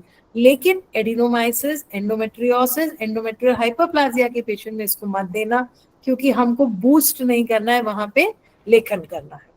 Then comes the triphala, as I ma'am said. Thyroid और ओबीज में भी कंट्राइंडिकेटेड है ना शतावरी? क्या मनताशा? मैम आप बोले कि ओबेसिटी ओबीज पेशेंट में और हाइपोथायराइड पेशेंट में शतावरी नहीं देनी है। हाँ, नहीं देंगे ना, नहीं अच्छा। देंगे, क्योंकि ये वेट गेन करा देगा, है ना। Yes ma'am. हाँ, यस तुम लोग मैम। तंग कर लो, मैं तुमको मैम एक हफ्ते बाद फलाग्रुत भी नहीं देंगे ओबेस पेशेंट में? फलाग्रुत दे दो, कम दो, क्योंकि देखो वो और मोटी हो गई तो फिर वो क्या होता है, वो साइकिल बनती है, ओबेसिटी, कॉर्टिसोल, पीसीओडी, तो हम शायद उसको साइकिल में उलझा देंगे। आप एलोपैथी वालों को देखो ना, क्या करते हैं, पीसीओडी वाले को बोलते हैं लूज वेट, उसको मेटफॉर्मिन दे देते हैं, बेचारी को डायबिटिक ड्रग दे दी, और इधर से उसको ओसीपिल या कुछ कॉम्बिनेशन दे देते हैं। हर पैकेट में 1 kg वेट अप्रोक्स बढ़ता है। अब आपने उसको 6 साइकिल्स दे दी, उधर आप बढ़ा रहे हो, उधर आप घटाने बोल रहे हो, और मेटफॉर्मिन और दे रहे हो। आप मेटफॉर्मिन का साइड इफेक्ट पढ़ो, लॉन्ग टर्म मेटफॉर्मिन से पेशेंट प्री डायबिटिक हो जाता है। तो इनमें हम अवॉइड ही करें, है ना, क्योंकि नवागुगुल बहुत अच्छा काम करता है, यस बेटा, गार्सिनिया भी बहुत अच्छा काम करता है, एपिटाइट कम करता है ना? तो ये वाली चीजों में मैं इसीलिए बोलती हूँ मीठा नहीं। अब जैसे दूध पापेश्वर का है शतावरी कल्प, उसमें बहुत मीठा है, तो मैं नॉर्मली पोस्ट डिलीवरीज नहीं देती। ऑलरेडी वो घी लड्डू ये खा रही है, आप और इतना मीठा खिला रहे हो, पेशेंट मोटे हो जाते हैं। तो आप उसको फिर कुछ कॉम्बिनेशन में दे दो। तो अपन क्यों हम पेशेंट का वेट गेन कराएं? हमारी मेडिसिन से भी वेट गेन होता है, मेरे पेशेंट्स में मैं देखती हूँ गेन होता है शतावरी, क्योंकि मैं 2 BD ऐसे दे रही हूँ, गेन होता है उनको। अब इसके बाद त्रिफला, जैसे मैंने बोला, हम हर बार किसी पेशेंट का वमन विरेचन मस्ती नहीं कर सकते डिटॉक्स करने के लिए, लेकिन हम sweety yes I will do बेटा, हम लेकिन उसको रोज एक थोड़ा डिटॉक्स करते चले, एंड वो होता है त्रिफला से। कांचनार गुगुल, आरोग्यवर्धिनी, पुनर्नवादी गुगुल, ये तीनों बहुत अच्छे ड्रग्स हैं। कोई भी इंफ्लामेटरी कलेक्शन या जहां आपको डीप पेनिट्रेशन नहीं कर पा रहे हो, आपको वहां पे ये कॉम्बिनेशन यूज करो तो बहुत अच्छा है। आरोग्यवर्धिनी जो है, वो नाम ही है उसका आरोग्य, उसको आप यूज करो फॉर लॉन्ग टर्म। आपको ये जो हाइपोथायरॉइड्स में ऐसे थोड़ा सा मिक्सेडेमस टिश्यू दिखता है ना, उसमें भी चेंज आता दिखता है, क्योंकि दैट बर्न्स, उसकी आदत है सब चीजों का बर्निंग कर, कम करना। ठीक, इसमें अब हर्ब्स हो गई। उसके बाद 2 चीज ध्यान रखेंगे इनफर्टिलिटी के लिए, uterine detox and vaginal detox. Uterus को डिटॉक्स करना है, वजाइना को डिटॉक्स करना है। यूट्रस को डिटॉक्स करने के लिए आप उत्तरवस्ती कर सकते हैं, यूट्रस क्लीन होगा उससे। उत्तरवस्ती जो नहीं कर पाते वो फिर प्लेन वस्ती करें। वस्ती इनडायरेक्टली यूट्रस को भी सपोर्ट करता है। हताश नहीं होंगे कि हम उत्तरवस्ती नहीं कर रहे हैं, हम उसको इनडायरेक्टली क्लीन करें। वो भी नहीं कर सकते, पंचकर्म सेंटर्स नहीं है, तो पुनर्नवा, गोक्षुर एंड मंजिष्ठा ये अच्छा काम करता है। मंजिष्ठा इज आर्तव जनन, मंजिष्ठा रक्त प्रसादक है। दोनों चीजें आपको यूट्रस में मिलती हैं। तो ऐसा कुछ जब आप करोगे तो क्लिनजिंग ऑफ यूट्रस होता है। पुनर्नवा वहां के इन्फ्लेमेटरी चेंजेस को, गोक्षुर वहां के सर्कुलेशन को। पर बस देखते हुए कि किस पेशेंट को किस चीज की जरूरत है, ये ड्रग यूज करेंगे, तीनों को एक साथ नहीं करना है। वजाइनल डिटॉक्स इज व्हाट, या तो वॉश यूज करेंगे या एनीमा। तो वॉश मैंने आपको बोला, ये lactic acid tea tree oil वाले नहीं, हमारे जो आयुर्वेदिक वॉशेस हैं वो। क्यों? क्योंकि इन्फेक्टेड वजाइना जो होता है वो दरवाजा ही खराब है, तो स्पर्म अंदर जाने के लिए पॉसिबल ही नहीं। आज ही मैं एक पेशेंट को योनि पिचू के लिए बना के दे के आई हूँ बॉल्स। मैंने स्टाफ को बोला बॉल्स, आज मैं भूल गई, शिट वीडियो बनाना था, सोच के गई थी मैं। आई टोल्ड माई स्टाफ, उन्होंने बॉल्स बना के दी है, उसको यूनिपिचू रखने बोला है मैंने for 15 days and then she will come after periods. तो triphala is good, it is safe, but triphala का बिल्कुल महीन चूर्ण लेना है कि कहीं भी उसका कोई कण ना रह जाए। जैसे आंख में डस्ट जाती है और वो इरिटेशन होता है और आपकी आंख रेड हो जाती है, सिमिलरली अगर भरड़ चूर्ण ले लिया, पेशेंट मेहनत नहीं करता बेटा उतना छानने की, कपड़चंद से छाने, वो अगर अंदर रह गया वो कांस्टेंट इरिटेशन करेगा और वजिनाइटिस हो जाता है। तो आप इसको बिल्कुल बारीक चून, डबल फिल्टर, बिल्कुल मलमल के कपड़े से करें, पेशेंट को बोलो बना के रख ले, रोज बनाना इज प्रैक्टिकली नॉट पॉसिबल। एंड इसके अलावा त्रिफला का बेस्ट पार्ट होता है वो वजाइनल फ्लोरा मेंटेन रखता है, neither it is very acidic nor it is very alkali, it balances the things. Vaginal massage, ये मैं एक नया टॉपिक आज बोल रही हूँ। मसाज मीन्स मीनोपॉज में, स्पेशली पेरीमीनोपॉजल में, आपको वहां पे क्या कम हो रहा है। अच्छा आप लोग मुझे कोई एक जन बताओ कि अगर किसी का वजाइना बहुत ड्राई हो रहा है तो हम क्या करेंगे? ऑयल मसाज में। कौन सा ऑयल? तिल ऑयल तेल। जाते आदि कर सकते हैं मैम, तिल तेल कर सकते नहीं, हैं। अब म्यूट हो जाओ, आवाज गूंजेगी। बला तेल। चलो म्यूट हो जाओ, अब मैं बताती हूँ। हमने शतावरी को बोला ना फाइटो ईस्ट्रोजन, वहां की टोन क्यों जा रही है? ईस्ट्रोजन की कमी से। शतावरी या नारायण ऑयल का मसाज कर रहा है या यूनिपिचू रुकवा, ठीक है, do that, you will see वहां फर्मनेस बढ़ेगी, ये करवा के देखो, ठीक है। और जो मैम आप फिर से रिपीट कर दीजिए। शतावरी या नारायण, शतावरी घृत में। ना तेल, घी तो चिपचिप कर देगा, Okay. तेल बस जेंटल मसाज, जैसे फेस पे क्रीम लगाते हैं ना, फिंगर अच्छे से साबुन से धो ले, फिंगर पे ले एंड पूरे वजाइना में ऐसे हल्का ल्यूकवार्म ऑयल लगा लिया, बस उसको इन फिर दोनों को मिक्स तो नहीं करना मैडम, अलग अलग है ना? अलग करें, या ये बहुत एरियाज में शतावरी ऑयल नहीं मिलेगा, जो बिल्कुल कहीं बैठे हैं बिहार विहार वहां नहीं मिलता, तो आप नारायण लगा, ठीक है। एंड ये हम जो किसी भी एज ग्रुप को ये प्रेस्क्राइब कर सकते हैं, जैसे नहीं देख बेटा, मेनली अब ड्राइनेस। एक्टिव एज में it is very wet, not required, it is only for the menopausal age. मैंने इसलिए बोला क्योंकि मैं उस पेशेंट को इसीलिए देख के आई हूँ, उसको थोड़ा सा सिस्टोसील रेक्टोसील है ना, तो give it to the menopausal females. अब ये है क्षार तेल, लहसुन तेल, धन्वंतरी एंड बला।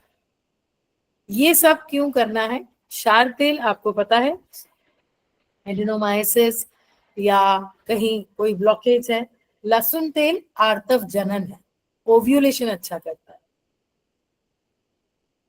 जो ढीठ वाले पीसीओडी है ना, उनमें करो, लहसुन तेल यूज करो।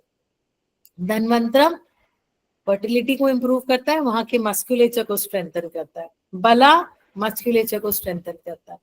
तो ये 4 ऑयल जो हैं ये नॉर्मली उत्तर बस्ती में यूज करते हैं, और अगर रोपन देना है किसी को तो घृतन यष्टिमधु, फलघृतन यष्टिमधु। सर्वाइकल फैक्टर्स में योनिपिचू इज द बेस्ट ट्रीटमेंट। जहां आपको लग रहा है पिनहोल हॉज है, सर्वाइकल फाइब्रोसिस है, योनिपिचू रखें, या इरोजन्स हैं, रिपीटेड वजिनाइटिस है जिसकी वजह से ये हो रहा है, तो पहले वजाइना को क्लीन करेंगे, एंड रिपीटिशन ना हो उसके लिए आप जात्यादि या नीम रख सकते हैं, बट फिर नीम स्पर्मिसाइडल है, तो ये सब प्रिपरेटरी क्लासेस हैं, active treatment will be after correction, ये पेशेंट को समझाना। मैम ठीक ये है, क्षार तेल, लहसुन तेल और दूसरा जो तेल था धन्वंतरी तेल, इस हाँ। पीचू के रूप में यूज करना है इसको? नहीं, ये मैंने उत्तर बस्ती के लिए बोले, अगर नहीं उत्तर बस्ती कर सकते हैं तो पिछू कर लो, आप तो करते हो जी उत्तर इसीलिए बस्ती, पूछ करो मस्त, जी बिल्कुल अच्छे से करो, है ना। जी। Then prominent drugs dose sides, dose कितना होगा मैम उत्तर बस्ती के लिए तेल का? यार मैं तो क्योंकि ना बहुत ज्यादा, मैं तुम्हें बताऊं शायद मुझे ऐसा 3 लगता to है 5 3 मैं to बहुत 5 ज्यादा हाँ एलोपैथी वालों से घिरी हुई हूँ शायद, इसीलिए मेरा, क्योंकि मेरा सर्कल मैक्सिमम एलोपैथी, तो मैं ज्यादा डरती हूँ आगे का सोच के। तो जब भी हम हिस्ट्रोस्कोपी करते हैं तो मैं ये देखती हूँ डाई कितना गया, तो यूट्रस तक रहा, ट्यूब तक नहीं गया, तो it is actually 3 to 5 ml। ज्यादा दिया तो वो ऑयल पूरा पेरिटोनियम अब्डोमेन में आ जाता है, जो मेरे को बहुत रिस्की लगता है। तो मेरी ना थोड़ी सी शायद वो अति ज्ञान गड़बड़ कर गया है कि मैं हेजिटेट करने लगी हूँ। तो 3 ml इज ओके, वो पूरा कवर कर लेगा आगे तक। ठीक है, अब कुछ ड्रग्स हैं बेटा शतावरी वतावरी को छोड़ के जिन्हें हमें यूज करना है, वो है वरुण। देखो यहाँ लिखा है it helps to reduce fibroids, है ना। तो आप इसको लंबे समय देंगे, 1 महीने में फाइब्रॉइड में कोई फर्क नहीं आएगा, लंबे समय देना है। और गुगुल जो है वो फाइब्रॉइड का साइज भी कम करता है, एंड उसमें जो इन्फ्लामेटरी चेंज है, क्यों इन्फ्लामेशन आएगा, हर पीरियड में मसल को कॉन्ट्रैक्ट होना पड़ता है, हर पीरियड में उसको ईस्ट्रोजन प्रोजेस्टेरोन से एक्सपोज होना पड़ता है, तो उसका साइज, वाटर रिटेंशन जो चेंज होता है, उसमें आप उसको गुगुल का कॉम्बिनेशन दें तो कांचनार गुगुल, इसीलिए बोला। वरुण तो कषाय में ही आता है। अशोका जो है it is a drug which balances everything, मोटी एंडोमेट्रियम को पतला और पतली को मोटा करती है, पूरा मेंसेस रेगुलेट करती है। तो अशोका इनफैक्ट मैंने कल भी शायद बोला था, मुझे बहुत पसंद है, उसको आप किसी भी फॉर्म में यूज करें, चूर्ण तो चीरपाक भी किसी ने पूछा था, तो फाइब्रॉइड में आप दे सकते हो। अगर फाइब्रॉइड के 3 टाइप्स हैं, हम पढ़ चुके हैं, सब सिरोजल में कुछ नहीं होता, प्रैक्टिकली वैसा ही रह जाता है, इंट्राम्यूरल में फर्क आता है, और सब म्यूकोजल, अब वो मेरे दूसरे स्लाइड्स में है, पर याद आ रहा होगा जो मैंने कहा था कैविटी को दबाते हैं, है ना, वो आपके एंडोमेट्रियम को जो पुश कर रहे हैं, उनमें अशोका अच्छा काम करता है। तो आपको सोनोग्राफी देखते हुए करना है बेटा, लेखन कर्म सब में होगा, लेकिन ये एंडोमेट्रियम को भी प्रेस कर रहा है, उसको बैलेंस करता है अशोका। देन रिप्रोडक्टिव वेलनेस, जैसे नॉर्मली पेशेंट आता है कि 1-2 साइकिल में ही कभी ऐसा हुआ है कि ऊपर नीचे पीरियड हुए हैं, तो हम अशोका कॉर्डिल मतलब ये दे सकते हैं कि कुछ ना, तो मतलब कि आप 1-2 देखो साइकिल ले लें। लोध्र तो क्या है बेटा, रोक देता है, पत्रांगा सब भी रोक देता है, अशोका रोकता नहीं है, बैलेंस करता है।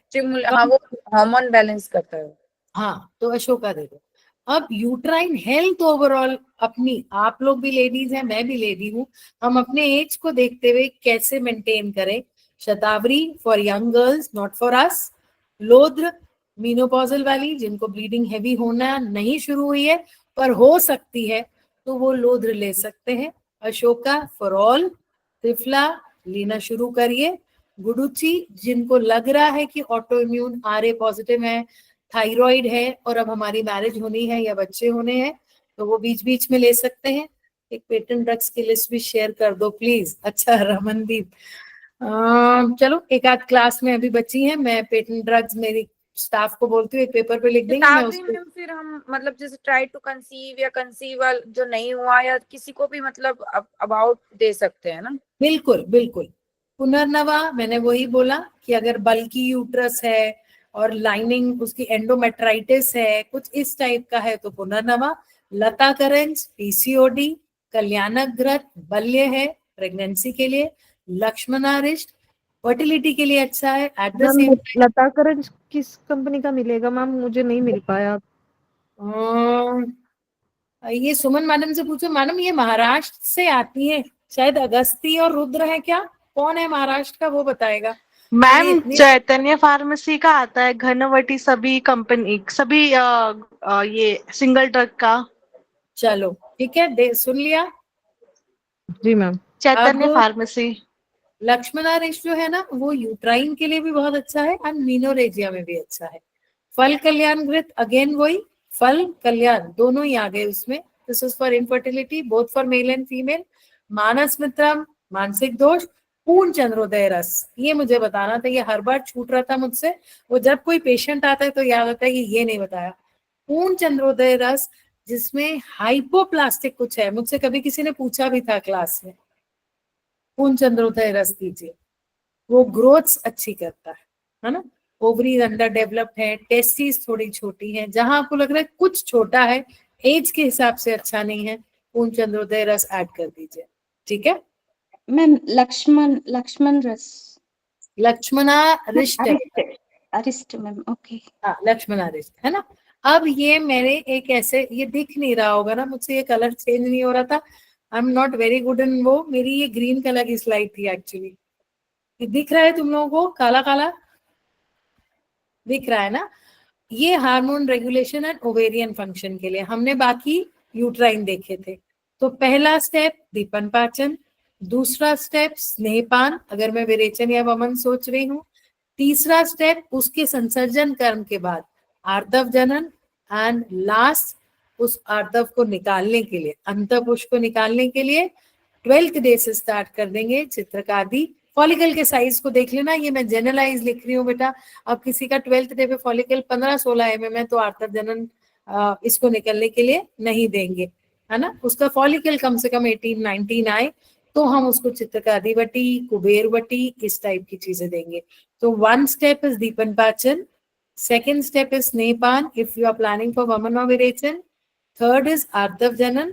उसमें ये स्टेप अगर आप नहीं कर रहे हो, वस्ती कर रहे हो, तो स्नेहपान हट जाएगा, सीधा वस्ती एंड आर्तव जनन आ जाएगा। एंड देन इज चित्रकादि या कुबेराक्षी वटी फॉर ओव्यूलेशन। इससे ओव्यूलेशन ना हो तो HSD लगा देना, साइकिल वेस्ट नहीं करना। मैडम डोज क्या जाएगी चित्रकारी वटी की और इसकी? 2 TDS 2 QID, अंडा निकलता ही नहीं है नहीं तो, ठीक है। अब आता है चिकित्सा को, हमने वही जो मैंने वहां लिखा था दीपन पाचन। मैम HSG कब तक देना है, मतलब 5 days 3 नहीं, days? Size of the follicle, size of the follicle बेटा 19-20 तक हम वेट करते हैं, 21 तक वेट करते हैं, उसके बाद HCG दे दो, नहीं तो किसी काम का नहीं बचेगा वो, ठीक है। कितने दिन देना है मैम? क्योंकि एक ही दिन देना, एक ही दिन लगाना है सिर्फ? हाँ हाँ, HCG के बाद भी तो एकदम नहीं निकलता ना, 24 to 36 आवर्स लेता है, तो वो 21 से 23 हो जाएगा बस, और सिस्ट ना बने तो दे दो। अब ये मुझसे किसी ने कंटेंट्स पूछे थे एक बार, मैं भूल रही हूँ इसलिए मैंने ये स्लाइड डाली है कि हम निरू में मैं क्या देती हूँ, अनुवासन में क्या यूज करती हूँ, अनमात्रावस्थी, ठीक है। जैसे मैंने एक बार और बताया था, पाइल्स एंड फिशर के ऑयल्स बनाए हैं जो मार्केट में लॉन्च किए हैं। अब ये एक गायनी ऑयल है, बट उसको मार्केट में नहीं कर पाऊंगी, वो सिर्फ डॉक्टर्स को ही सप्लाई होगा जब लॉन्च होगा। This I am using very frequently, and these are few of my achievements, very few achievements। जो टिंगी पिंगी दिख रहे हैं इतने सारे, बहुत सारे हो गए अब तो, बट कुछ ये अभी मेरे फ्रेश वाले बच्चे हैं। इसमें से ये एक आयुर्वेदिक डॉक्टर का है, और ये एक आयुर्वेदिक डॉक्टर का है, और ये एक आयुर्वेदिक डॉक्टर का है, ये 3, 1 2 3, ठीक है। चलो, थैंक यू। अब आप लोग को कुछ पूछना है? मैम एक चीज पूछना था मैम, आप मेरी हिस्ट्री मैंने आपको बताई थी, तो आप बोल रही थी कि सबसे पहले तुम अपना मेटाबॉलिज्म बूस्ट करो, तो मैम उसके लिए आप मुस्तका रिस्ट बताई थी ना?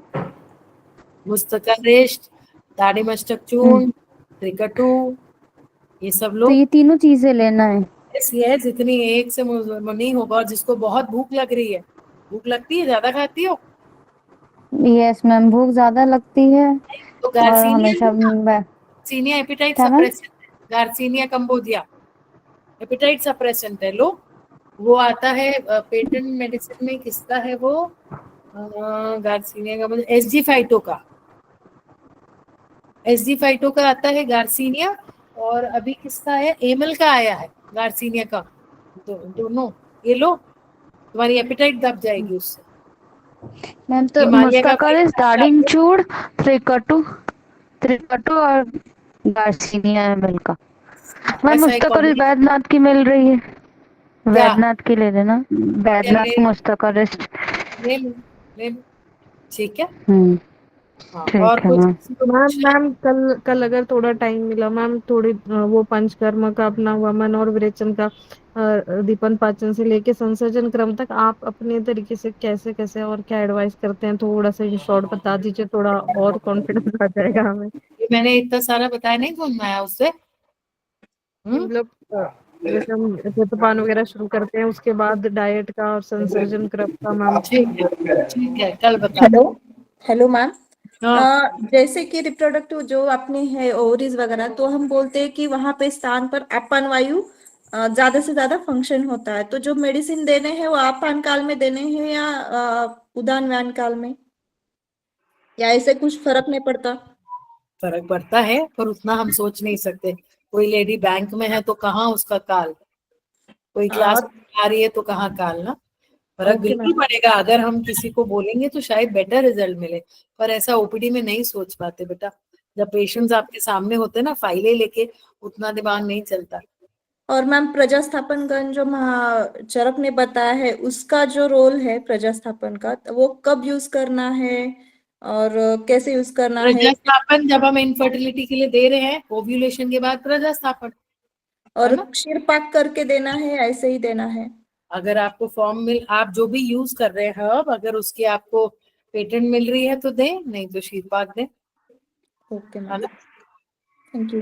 मिल्क सिकनेस स्टॉप करने के लिए क्या है देने का मैम? मोटिलिटी 5% है, उसको शुक्र बल दीजिए, शुक्र बल, धातु पौष्टिक, एंड इसका आता है एसडीएम का गोक्षुरादि मोदक, इस टाइप की चीजें दो बेटा। अभी किसी ने क्वेश्चन तो तब भी दे सकते हैं। बेटा एक मिनट, कुछ सारे बच्चे ना मैसेज में पूछते हैं, ब्रेस्ट साइज छोटा है बेटा तो अश्वगंधा दे, वेट गेन वाली चीजें दे, रसबल दे, and methi, methi they. Methi गैलेक्टोगोनान, methi growth कराती है, मेथी यूज करवाए पेशेंट को। मैम और स्पर्म्स के काउंट बढ़ाने के लिए एक बार फिर बताइए दवाई। शुक्र बल, गोक्षुरादि मोदक, और ये क्या बोला था, धातु पौष्टिक। ठीक है, ये टेबलेट फॉर्म में मिल सब टैबलेट है, गोक्षुरादि मोदक का पाउडर है, ग्रैन्यूल्स है। तो मैम डोज भी थोड़ा बता दीजिए।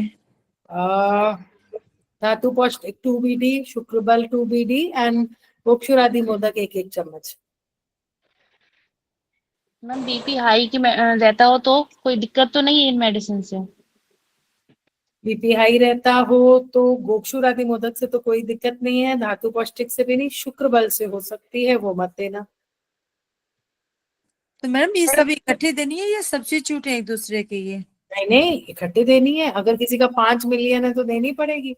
शुक्र बल, गोक्षुरादि मोदक और धातु पौष्टिक तीनों। हाँ, देखो गोक्षुरादि मोदक से इसलिए कुछ नहीं होगा क्योंकि गोक्षुर एक डायूरेटिक है, तो वो उसको बैलेंस कर लेगा। जी जी, थैंक यू। लक्ष्मणा, किसी ने पूछा है लक्ष्मणा रिस्ट का बेटा, Lakshmana wrist periods heavy menorrhagia के लिए अच्छा है और कंसेप्शन के लिए भी अच्छा है। ये कुछ जो बच्चे पीएमएस सिम्टम्स होते हैं उसके लिए कुछ मेडिकेशंस होती है क्या, जो पीएमएस सिम्टम्स होते हैं? मैंने बताई ना बेटा, उसके लिए पुनर्नवादी गुगुल था, ईव केयर सिरप था, यूवानाटोन टीज था, ये उसी के लिए है। Okay ma'am. हाँ, हेलो मैम, स्टॉप करने के लिए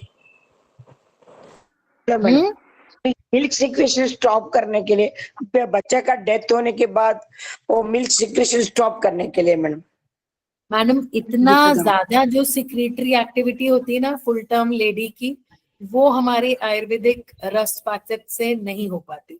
उसमें यू नीड टू गिव कैबरगोलिन, नहीं तो मेस्टाइटिस के चांसेस होते हैं। बट ऐसे जैसे किसी बच्ची को हाइपरप्रोलैक्टिनीमिया है तो उसको मैं एग्नाइन और ये देती हूँ रस पाचक, उसमें फर्क आता है। Okay, thank you madam. Hello ma'am. हाँ मैम डिस्मेनोरिया मतलब मेरा ही केस है मैम, मेरा 26 एज है और फर्स्ट डे मेरे को मतलब जब से मेंसेस स्टार्ट हुए हैं फर्स्ट डे हमेशा मतलब पेन रहता है बहुत ज्यादा कि मतलब वर्क भी नहीं कर सकते। योगराज साथ गोकुल में 10 मूल ले बेटा, योगराज गोकुल 10 मूल ले, है ना?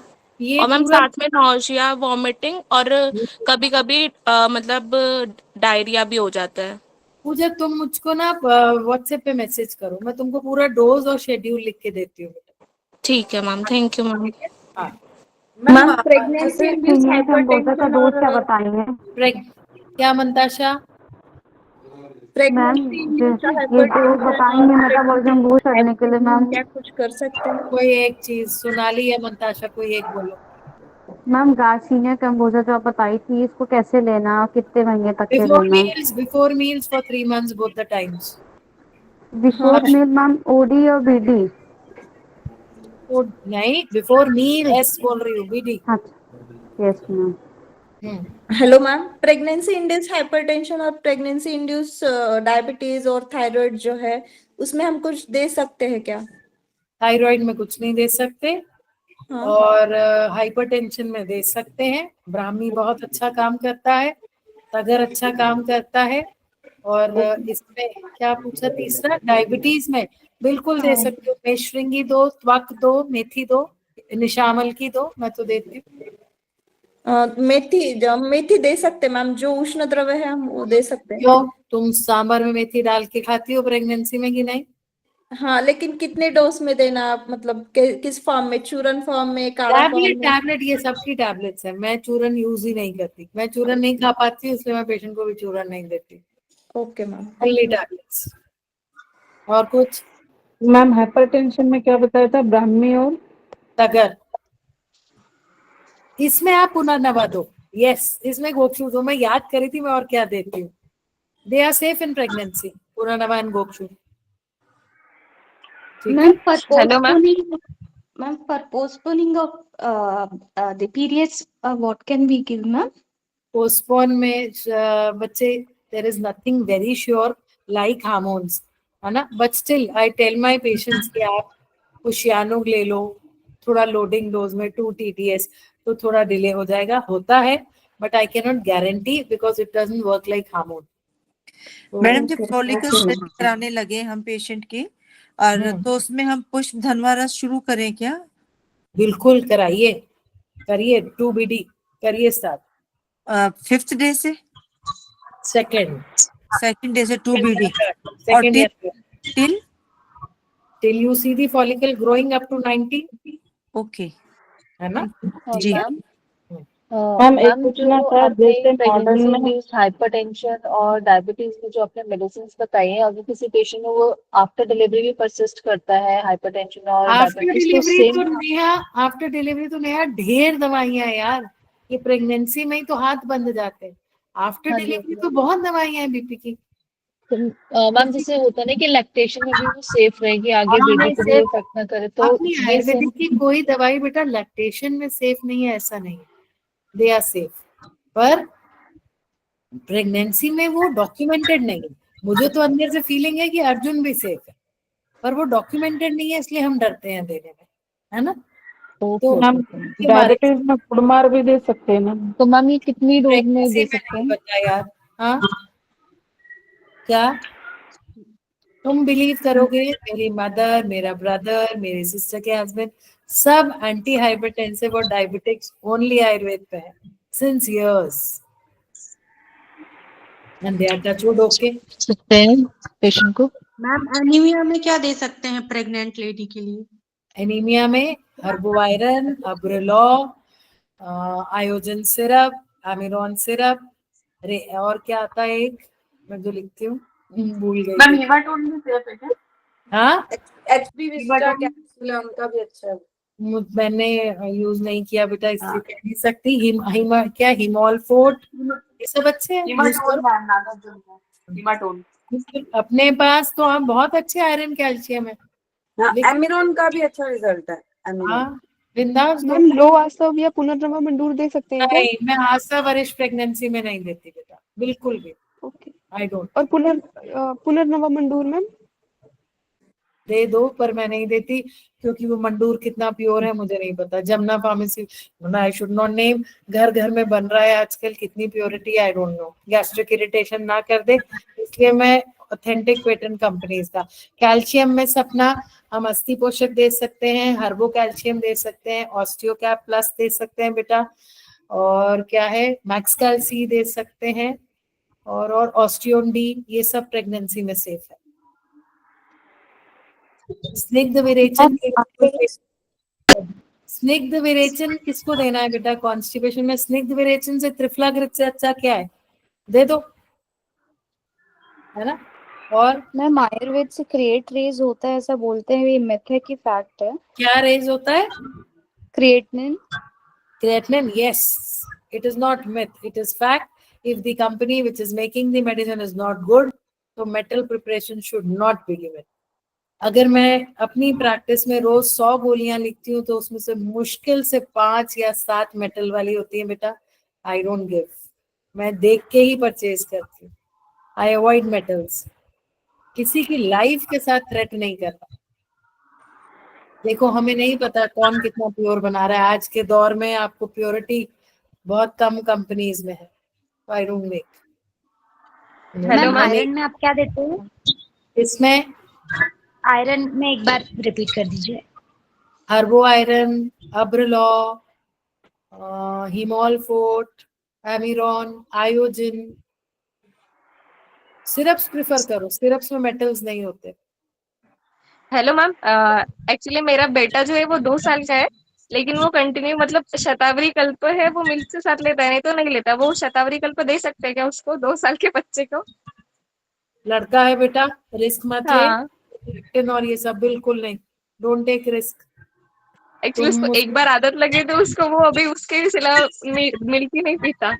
नहीं नहीं, उसकी आदत धीरे धीरे करके बदल। ये हिमालय का कुस्टा किड्स है, वो ट्राई कर। Okay ma'am. रिस्क मत ले, बिकॉज़ यू नेवर नो बच्चे के हार्मोन बढ़ाना जाए। यस मैडम धनवा की डोज 2 की है ना? Sub chorionic haemorrhage please ma'am, pregnancy में सब कोरियोनिक हेमरेज और स्पॉटिंग में प्रोजेस्टेरोन जैसा दवा क्या है हमारे में? नहीं है, कोई नहीं है। सब कोरियोनिक हेमरेज और स्पॉटिंग है तो सब कोरियोनिक हेमरेज में रक्त स्तंभक दीजिए और प्रवाल दीजिए, गर्भ चिंतामणि दीजिए, ये दे दीजिए। स्पॉटिंग है तो progesterone drugs to prevent the progesterone level, to keep the progesterone level up madam, what are the drugs we can use? See, in that case I give progesterone only. I'm not lying, मुझे वही देना पड़ता है, but रक्त स्तंभक देती हूँ, ट्रानेक्सा नहीं देती साथ, क्योंकि कोई 100% प्रोजेस्टेरोन सेफ नहीं है हमारे पास, है ना। वो मैं देती हूँ, मैं लिख देती हूँ कि आप ये बाहर के मेडिकल से ले लें, मेरे पास नहीं। मैम जैसे कोई पेशेंट पूछता है कि आयुर्वेद में क्या कॉन्ट्रासेप्टिव है, जैसे ओसी पिल्स के इतने मतलब साइड इफेक्ट्स नहीं है, कोई भी नहीं है, कोई भी नहीं है। हाँ मैम रक्त स्तंभक में पेटेंट दवाइयाँ कौन कौन सी यूज कर सकते हैं? Okay thank you ma'am. हाँ, रक्त स्तंभक बेटा उसकी दूध पापेश्वर की है ना, लो रक्त स्तंभक बेटी के नाम से ही है।